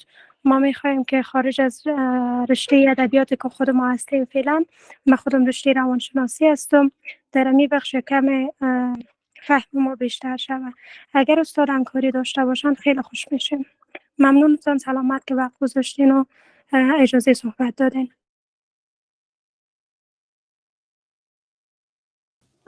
بسیار تشکر مروه جان، سلامت باشی. از این لطف و احساسی که در رابطه داریم بسیار پیشنهاد خوب است، در موردش فکر میکنی یک تصمیم خوب برش بگیریم. بسیار تشکر. ممنون شما. زنده و سلامت باشین استاد گرامی. مننه کوم. سعدیه عزیزی. میرمن سعدیه عزیزی. سلام علیکم خدمت تمام عزیزانی که در اینجا حضور دارند، به خصوص استاد بزرگوار و همچنین از دانشگاه هر کسی که در اینجا از کادر علمی و اداری دانشگاه حضور دارند. سلام خدمتشان و یک سپاسگزاری میکنیم از جناب استاد و از جناب استاد و دانشگاه آنلاین زن که بر ما قسم یک پروگرام های بسیار مفید تدارک دیدن و من خیلی از این استفاده کردم و خیلی که به ما راهنما باشه که چگونه درست بنویسیم. یک کتاب راهنمایی درست را بر ما معرفی کنن، چون من خودم هم نویسنده هستم و رمان می نویسم و همچنان شعر می نویسم و من خیلی زیاد ضرورت دارم که باید که درست بنویسم و خب متاسفانه که منابع پیش ما محدود است. و همچنان یک خواهش دیگه داشتم که یک انجمن ادبی اگر در دانشگاه وجود داره لطف کرده با ما لینک از او شریک بسازن و اگر نیست یک انجمن ادبی در دانشگاه ایجاد شود که در اوجا داشته باشن به صورت عملی او را تحت نظر بگیرن و تمامی یعنی محصلین را نقد بکنن تا محصلین بتونند که عملا در نویسندگی زبردست شوند و بتونند که همو نوشته هایشان را معیاری بسازند. دیگه تشکر. گفتنی دیگه ندارم، سوال خاص ندارم، سوالم حل شد. خیلی ممنون از شما که وقت دادید. تشکر از شما، زنده باشین. برای شما موفقیت میخوایم که در نویسندگی مصروف هستین. چقدر کار شریف خوب است. موفق باشین. واقعا برای شما در نظر گرفتن مسئله فاصله و املای مطابق به ابزار تکنولوژیکی بسیار مهم است. اگر نه نوشتهتون بار بار برمیگردونن و به آسانی چاپ نمیشه. خودتان از اول سوتره و صفحات تهیه کنین، باز با آسانی با یک مقدار کم باز چاپش میکنن.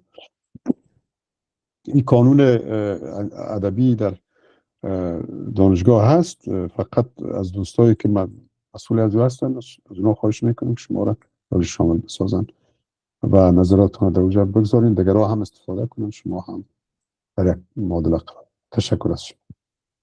دیر زیاد ممنون کامم. مرمن هاجر امیری. تشکر میکنم. السلام علیکم، وقت همه بخیر باشه. استاد عزیز، یک سوال داشتم که شما در سلایدتان نوشته کرده بودین و همچنان خودتان گفتین ظهور نیم فاصله در حروف الف، دال، ر، ز، ژ، واو و ه به صورت خودکار موجود می باشه. اما وقتی که ما کلمه کوهنورد یا رهنورد نوشته میکنیم حرف ه اونون که با هم مختلط میشه، پس چطور در حرف ه ما حضور نیم فاصله را ببینیم؟ آیا در کلمات استثناء می باشه یا خیر؟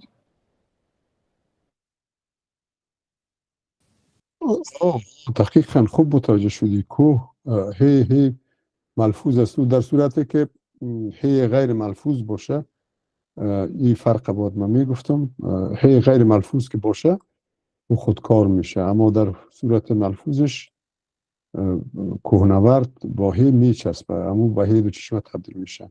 آفرین، تشکری، دقت کردی و این نکته را یاد کردی. آفرین آجر جان، او را اصلاح کنیم همگی. یک چک برش. آفرین، چقدر خوب است اینه. خواهش میکنم استاد عزیز، ملفوظ منظورتان یعنی ای که ما قسمی که ما تلفظش میکنیم؟ در چاه مثلا، در کوه این ملفوظ میگن، یعنی تلفظ میشه. در خانه باز نمیشه. در خانه غیر ملفوظ میگن. در بنفشه، در آخر بنفشه غیر ملفوظ است، اما در کوه، چاه، راه و در اینا ملفوظ است. در کلمات ملفوظ میچسبه. هیره برداریم از جهات. تشکر از این که توجه کردیم. ما هم گنگ شدیم. زنده باشیم. چقدر خوب است. چه اگه خوبی میتوانم که آدم استادش اصلاح کنه. آفرین ناجره. سلامت باشین استاد. تشکر. آفرین. دیر زیاد ممنون کامم. مرمن خالقه عثمانی، مایک ستاس اختیار کرده. سلام بر شما استاد عزیز و شنونده‌های گرامی. خسته نباشین استاد گرامی. ببخشید، خلیقه عثمانی هستم. استاد جان، شما اینجا چون نکته املایی را اینجا یاد کردین، من کلمه که خیلی وقت بود که باید ازتون پرسان میکنم ولی وقت نبود و شما به دسترس نداشتیم و جز جلسات درسی کلمه تغییر است. تغییر اکثرا با دو یا نوشته میکنن و یا هم گاهی میبینیم با یک یا نوشته میشه و چند وقت پیش از این کسی پرسان کرد که تغییر چگونه نوشته میشه. ما واقعا نمیدونستیم که چی بگوییم چون معلومات دقیق نداشتیم که با یک یا نوشته میشه با دو یا. امیر میشه که روشن بسازن استاد جان. بله بسیار تشکر خلیق جان. خواهش میکنم ما شما که در صنف هستیم هر روز که سوالا رو داشت پرسان کنید. اما آفرین تشکر که توجه کردید. تغییر با دو یا نوشته میشه.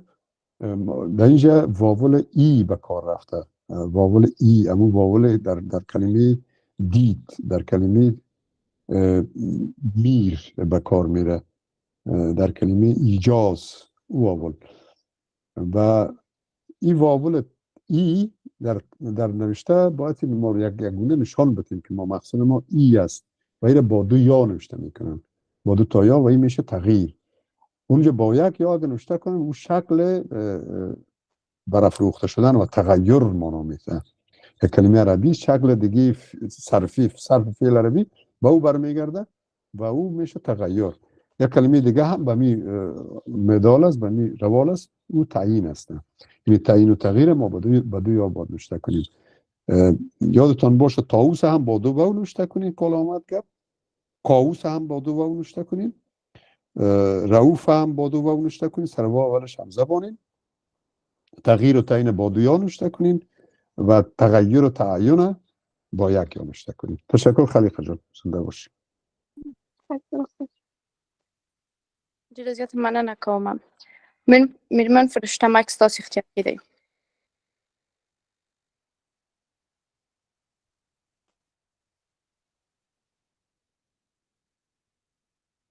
میرمن فرشته حسینی. میرمن کائنات قیصورزاده مایک ستاسو اختیار کې دی. بله بله صدایتان از بفرمایید. سلام عرض میکنم خدمت استاد محترم آقای وقت سالمی. گرگی رو بده.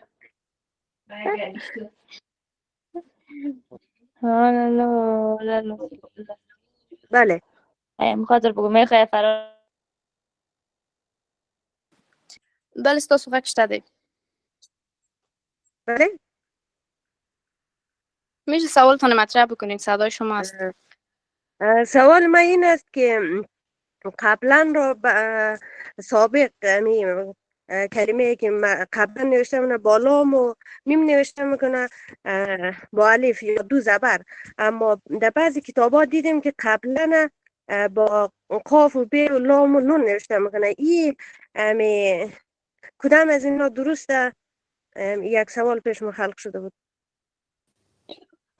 در درستی تکنیک مسئله اردوش درست است، اما آنچه که معمول است و رو پذیرفتگی است قبلا با دو زبر است. باید قبلا با دو زبر نوشته کنیم. در این مورد من صحبت کردم. باز اگر شما فرصت کردین همین ویدیو که باز میبره آخرای صحبت ما رو بشنوید، سر موضوع زیاد گپ زدیم. بسیار تشکر. تشکر استاد محترم. خواهش میکنم. ډېره زیاته مننه کوم. میرمن قیصورزاده که تاسو اوس غږ لرئ کولی شئ چې خپل سوال مو وپوښتئ. درود سلام خدمت شما استاد نهایت گرامی و همون دوستایی که صدای مرا دارن. امیدوارم تان خوب عافیت باشین. ضمن عرض خسته نباشید میخواستم پرسش مطرح کنم. پرسش می است که استاد محترم زمانی که ما میخوایم ضمایر اشاری رو نوشته کنیم، مثلا این و آنه، با نیم فاصله بهتر است یا با فاصله؟ مثال زمانی که میخوایم بگوییم این کتاب یا آن خانه، با فاصله خوب است یا نیم فاصله؟ و همچنان پیشینه به زمانی که میخوایم بنویسیم به مکتب یا به دانشگاه، ای با نیم فاصله نوشته شود یا فاصله؟ سوال من این بود استاد محترم. آفرین کائنات، آفرین، سوال جاندار است، خوب است. من همونطور خدمت شما گفتم در آخر که یک قاعده کلی و بسیار دقیق و تضمین شده و فرمول شده برای نیم فاصله نیست. هنوز جا نفتاده، هنوز نمیتونیم کل کلمه را یک قالب بندی کنیم. مثلا در اینها و آنها باید با نیم فاصله نوشته کنیم کائنات جان. اینها آنها، اینجا آنجا، این طرف آن طرف، با این کلمه با نیم فاصله نوشته شده بهتر است.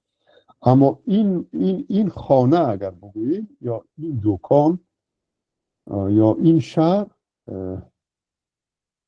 آدم چورتی میشه کدامش بهتر است. در اینجا بر همچنان بر هم مانند یک کلمه مستقل گان دفعه استفاده میشیم. یک مثال بسیار خوبش دیروز یکی در یک صنفای دری ما سر خوردیم. به احیا در یک متن بیهقی به احیا بود. به احیای چی؟ مثلا ما میگیم به احیای زبان یا به احیای مثلا کلتور و فرهنگ گپار استفاده میکنیم، اما در اونجا با نوشته بود. به تاکید در قدیم بیخی مثل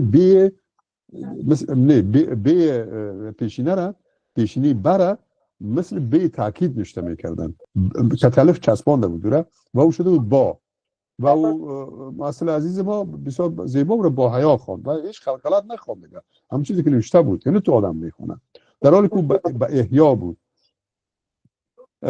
گپ سر عزیز که پیشینی برد هم بعضی وقتا من یک کلمه مستقل باتی را در نظر بگیریم و تشخیص بدیم که در کجا این مستقل نوشته کنیم. فکر میکنم پیشینی برد بهتر است که همانند پسینی را هم در آبدت دومش را خط زده بودم از نوشتایم، اما امروز بود را هم با جدا نوشته کنیم، دور نوشته کنیم، باید فاصله نوشته کنیم. مکتب را یا مثلا کتاب را که با نی فاصله کنیم یک کلمه میشه، نه درست نیست. پسینه را و پیشینی بره باید با فاصله نوشته کنیم. دقیق است، این دقیق است. اما با اسم اشاره این ها نه، در بعض جاها با نی فاصله نوشته کنیم، در بعض جاها با یک فاصله نوشته کنیم. آفرین کائنات، تشکر از سوالت، خوب بود. تشکر از شما استاد گرامی، ممنونتم. یو سوال بل مخلوق میرمن ناهید میرزاد څخه درسته سوال. بسم الله الرحمن الرحیم. سلام خدمت شما جناب استاد معزز. من میخواستم بگویم در رابطه با پیشنهاد خواهرم که اینجا بر ما گفت که باید برنامه یا وبینار چند جلسه داشته باشیم در رابطه با ظرافت نویسندگی. این برنامه نه تنها بر رشته ادبیات دری باشه، به تمام رشته ها فکر کنم لازم ملزوم است که همگی باید بدانند و نویسندگی و هیگپا بسیار زیاد مهم است برای همگی ما. من میخواستم همی پیشنهاد خواهر ما را تایید بکنم که شما همچو یک تصمیم بگیرین، به خاطر که بسیار زیاد مهم است و ظرافت نویسندگی را همگی باید بدانند. خانم میرزا عزیز بسیار تشکر از لطف شما و از زحمت خودتان میکشید در جریان. زنده باشید. چشم، یک تصمیم میگیریم و یک پروگرام برنامه میسازیم، مخصوصا اگر بتونیم در دانشگاه آنلاین زن املا و نوشته فارسی را ما سرش کار کنیم و با کار جمعی مشترک کنیم، همونطوری که ما دوستان روز اشتراک کردن سهم گرفتن، حتی بتونیم یک رساله نوشته کنیم، بجای از این رساله یک رساله دیگر نو جدید بسازیم که واقعا مشکلات ما رفع کنه، یعنی نیازمندی های نوشتاری ما رو برآورده شه، بسیار کار خوب میشه. سری موضوع فکر میکنیم، با همت شما عزیزا حتما این کار میکنیم. همین علاقمندی که بسیار تاثیر خوب داره. زنده باش.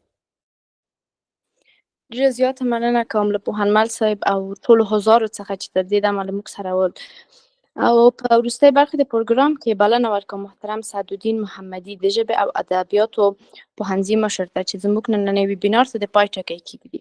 مایک ستاسو اختیار کې دی. بسم الله الرحمن الرحیم. السلام علیکم و رحمت الله و برکاته. خدمت رئیس محترم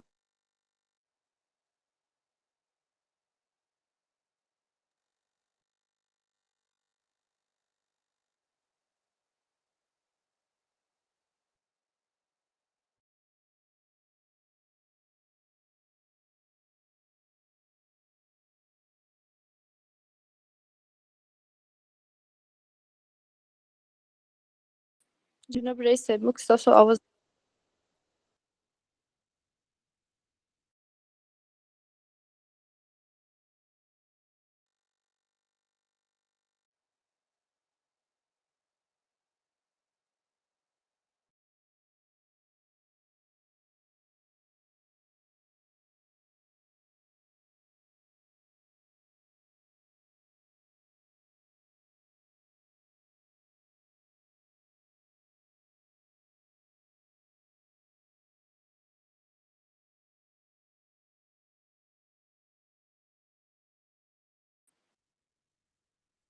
جناب رئیس صاحب محترم سعدالدین موږ ستاسو اواز نه لرو.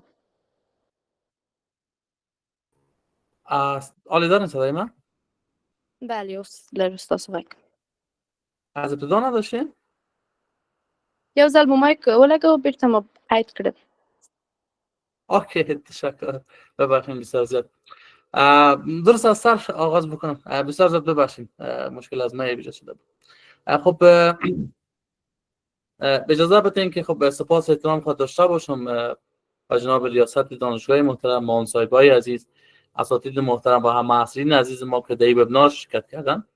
حضور شما در این نشست علمی نشان میده که توجه بسیار زیاد شما با موضوعات مهم علمی و ادبی دارید و با یاری خداوند این سبب رشد و شکوفایی علمی جامعه دانشگاهی ما میشه و همچنان دانشکده زبان ادبیات همواره در خط مقدم ارائه و برگزاری برنامه‌های علمی و آموزشی در سطح دانشگاه قرار داشته و این دانشکده با برگزاری وبینارها، برنامه‌ها، نشست‌ها، صنف‌های تقویتی نقش برجسته در ارتقای سطح علمی محصلین و ارتقای دانش عمومی در حوزه زبان و ادبیات ایفا کرده. وبینار امشب هم از جمله برنامه‌های ارزنده‌ای است که دانشکده زبان ادبیات به همت اساتید و تیم اجرایی خویش برگزار کرده و از این بابت باید قدردانی تلاش‌ها ما باشیم.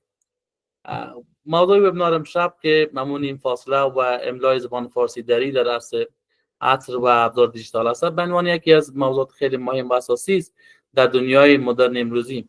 با توجه به گسترش روزافزون فناوری دیجیتال و استفاده وسیع از اینترنت و شبکه‌های اجتماعی، مسائل مربوط به نگارش و املا در زبان فارسی دری اینجا بیشتر ارزشمند میشه و اهمیتش بیشتر از هر وقت دیگری برملا میشه. یکی از چالش‌های اصلی که نویسندگان ما با او سردوچار هستند، روبرو هستند، همان مسئله املای صحیح است و موضوع نیم فاصله ها هستند و در مجموع استانداردسازی نگارش در محیط‌های دیجیتال است. خب این موضوع اهمیت بسیار زیادی داره و خود ما بیشتر اوقات متوجه شدیم که به خاطر از اینکه زودتر نوشته شده، به خاطر که تیزتر نوشته کنن، از املای صحیح همه دست میکشن در دنیای دیجیتال، در دنیای اینترنت و بیشتر کوشش میکنن که به شکل عامیانه، به شکل بسیار زود نوشته بکنن موضوع، در حالی که موضوع املا رو من نظر نمیگیرن. همچنان نگارش صحیح و رعایت نکات املایی در زبان فارسی خب سبب ایجاد هماهنگی و یکپارچگی در متون میشه و این به هویت فرهنگی زبان ما هم کمک میکنه. زمانی که ما هیچ وقت اشتباه نکنیم و به صورت اشتباه پیش نریم، همیشه املای درست من نظر بگیریم، خود سبب شکوفایی زبان ما میشه و زبان ما حفظ میشه. و این خیلی چیز مهمی است که استاد محترم بیان کرده، نمیخوایم دوباره تکرار بکنیم. در این راستا هم لازم است که از استاد گرامی ما جناب آقای حسین پرواز عزیز، ارائه دهنده محترم وبینار که با تسلط علمی و تخصصی خود این مبحث مهم را بر ما به گونه ارزشمند تشریح کردن قدردانی ویژه داشته باشند. حضور ایشان و توضیحاتشان در خصوص اهمیت نیم فاصله و املای صحیح در زبان فارسی به ویژه در عصر دیجیتال خیلی مهم است. قطعا باعث افزایش آگاهی‌های ما در این حوزه خواهد شد و بدون شک وبینار برای ما میتونه نقطه عطف باشه تا بیشتر ما این اصول رعایت بکنیم و در بخش نگارش در حوزه دیجیتال ما املای صحیح من نظر بگیریم و همچنین خیلی به ما کمک خواهد کرد که بیشتر بیاموزیم. خب بیجا همین گونه که چندین محصل ما درخواست برنامه بیشتر کردن، دقیقاً که با یک وبینار نمیشه موضوع حل شود. ما نیاز به این است که خود ما یا مطالعه خودی داشته باشیم یا کدام برنامه‌هایی داشته باشیم که البته اگر گنجایشش باشه حتما دانشکده زبان ادبیات برنامه‌هایی را ایجاد خواهد کرد. همچنان از بانو عطایی عزیز و تیم برگزار کننده وبینار و مجریان برنامه هم که زحمات شبان روزی خود در زمینه برگزاری این برنامه‌های میگذارن، ما هم تشکری خاص میکنم ازشون. پیشتر مکم بعض داشتم با عطایی صاحب، ولی باید بدانن که من همیشه سپاسگزارشون هستم، چون این برنامه علمی آنلاین با حضور بیش از 700 تا 800 محصل که هنوز بسیاری محصلین ما تقاضا میکنه که خب چرا جای نیست، من چرا جوین شدن نمیتونم، مشکل در کجاست؟ و ما باشون میگیم که برین شما از طریق لینک یوتیوب تماشا بکنید. واقعا خیلی سخت و با چنین کیفیتی که با صورت درست توضیح داده میشه موضوع و با صورت درست با سوالای شما پرداخته میشه ممکن تعداد سوالات زیاد باشه و به همش پرداخته نشه. و من خیلی سپاسگزار هستم از تیم برگزار کننده و مخصوصا از عطاییس. در نهایت از خداوند متعال مصلحت دارم که به ما همه ما توفیق بده تا بهره‌گیری از دانش و آگاهی هایی که امشب ما کسب کردیم مسیر به خاطر تقویت املای صحیح به پیش بگیریم و بیشتر بیاموزیم. در پایان از خداوند بزرگ طلب میکنم که همه ما را در مسیر علم و دانش پایدار بداره و با تمامی همکاران و دانشجویان عزیز توفیق روز افزون عنایت فرماید و انشالله که همینطور موفق و سربلند باشین. گفتهای معمیق بود. السلام علیکم و رحمت الله و برکاته. ډیره زیاته مننه کامره محترم سعدالدین محمدی صاحب د ژبې او ادبیاتو پوهنځي مشر څخه. جناب رئیس صاحب ستاسو لاس پورته دی، مایک ستاسو اختیار کې دی. سلام مجدد و عرض خسته نباشید خدمت جناب استاد بزرگوار پوهنمند صاحب پرواز عزیز. بسیار تشکر از حوصله‌مندیتان از وقت و فرصتی که گذاشتین جناب استاد به سوالات دانشجویان پاسخ گفتین و تشکر از میزبانی گرم دانشکده محترم زبان و ادبیات و اشتراک وسیع دانشجویانشان. همچنان تشکر از تیم نشرات دانشگاه این زن همکاران ما. ما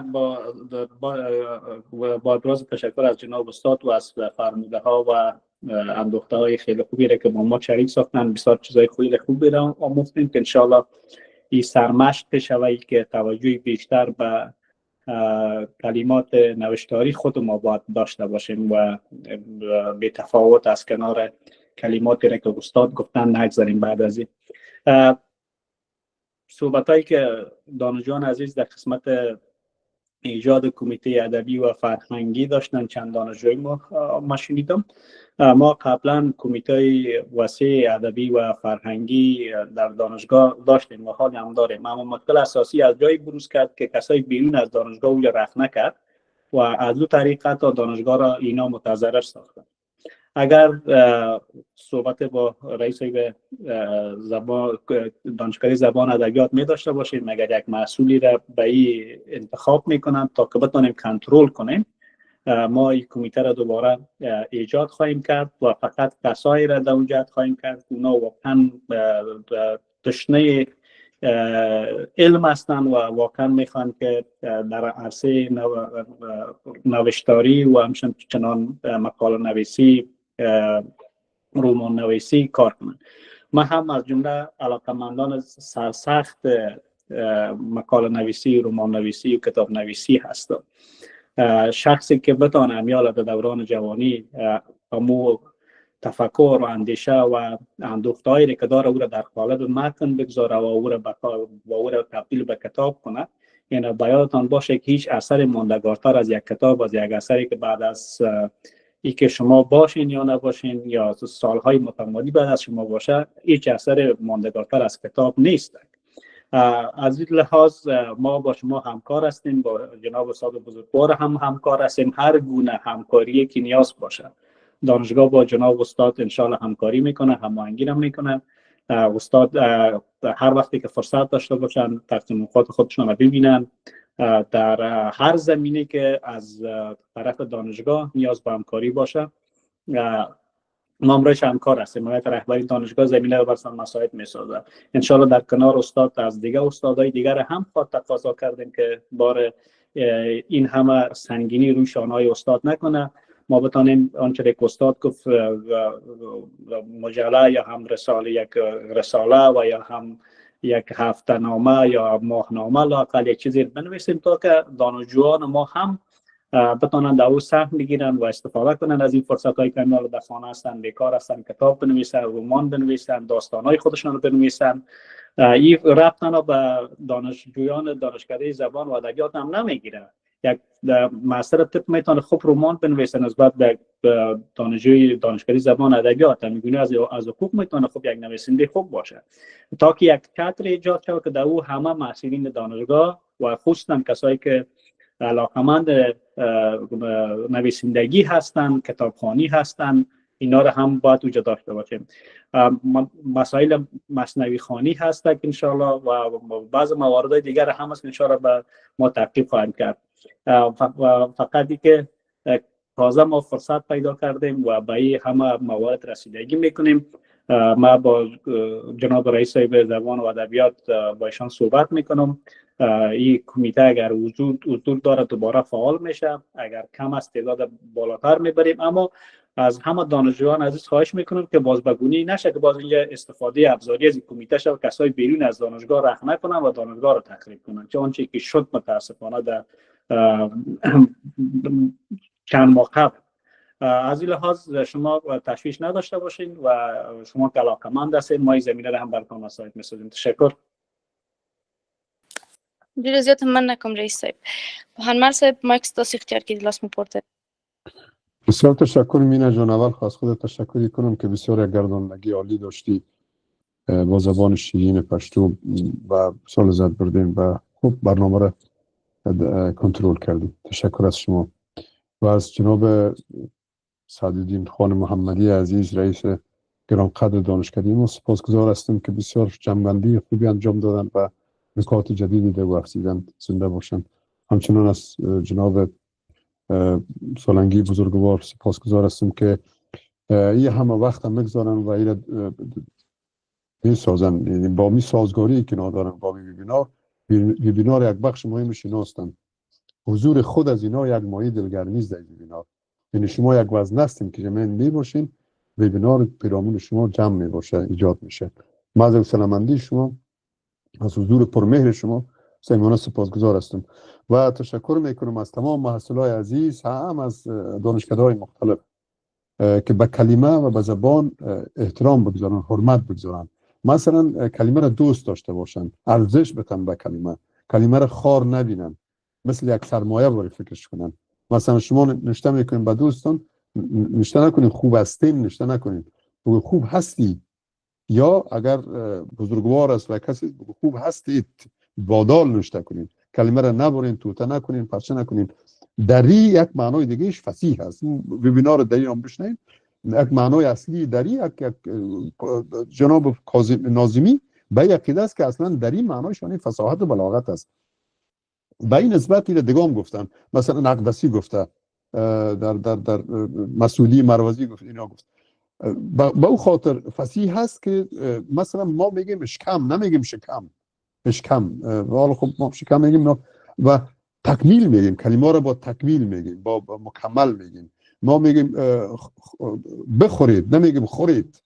ما میگیم بگویید، نمیگیم گویید. بگویید یعنی به تاکید باش میگیم. این فصاحت از زبان فارسی دری برمی آید. با اون نسبت ما باید حفظ کنیم و ما امیدوار هستیم که ویبینار امروز ما مفید بوده باشه و شما توجه کرده باشید.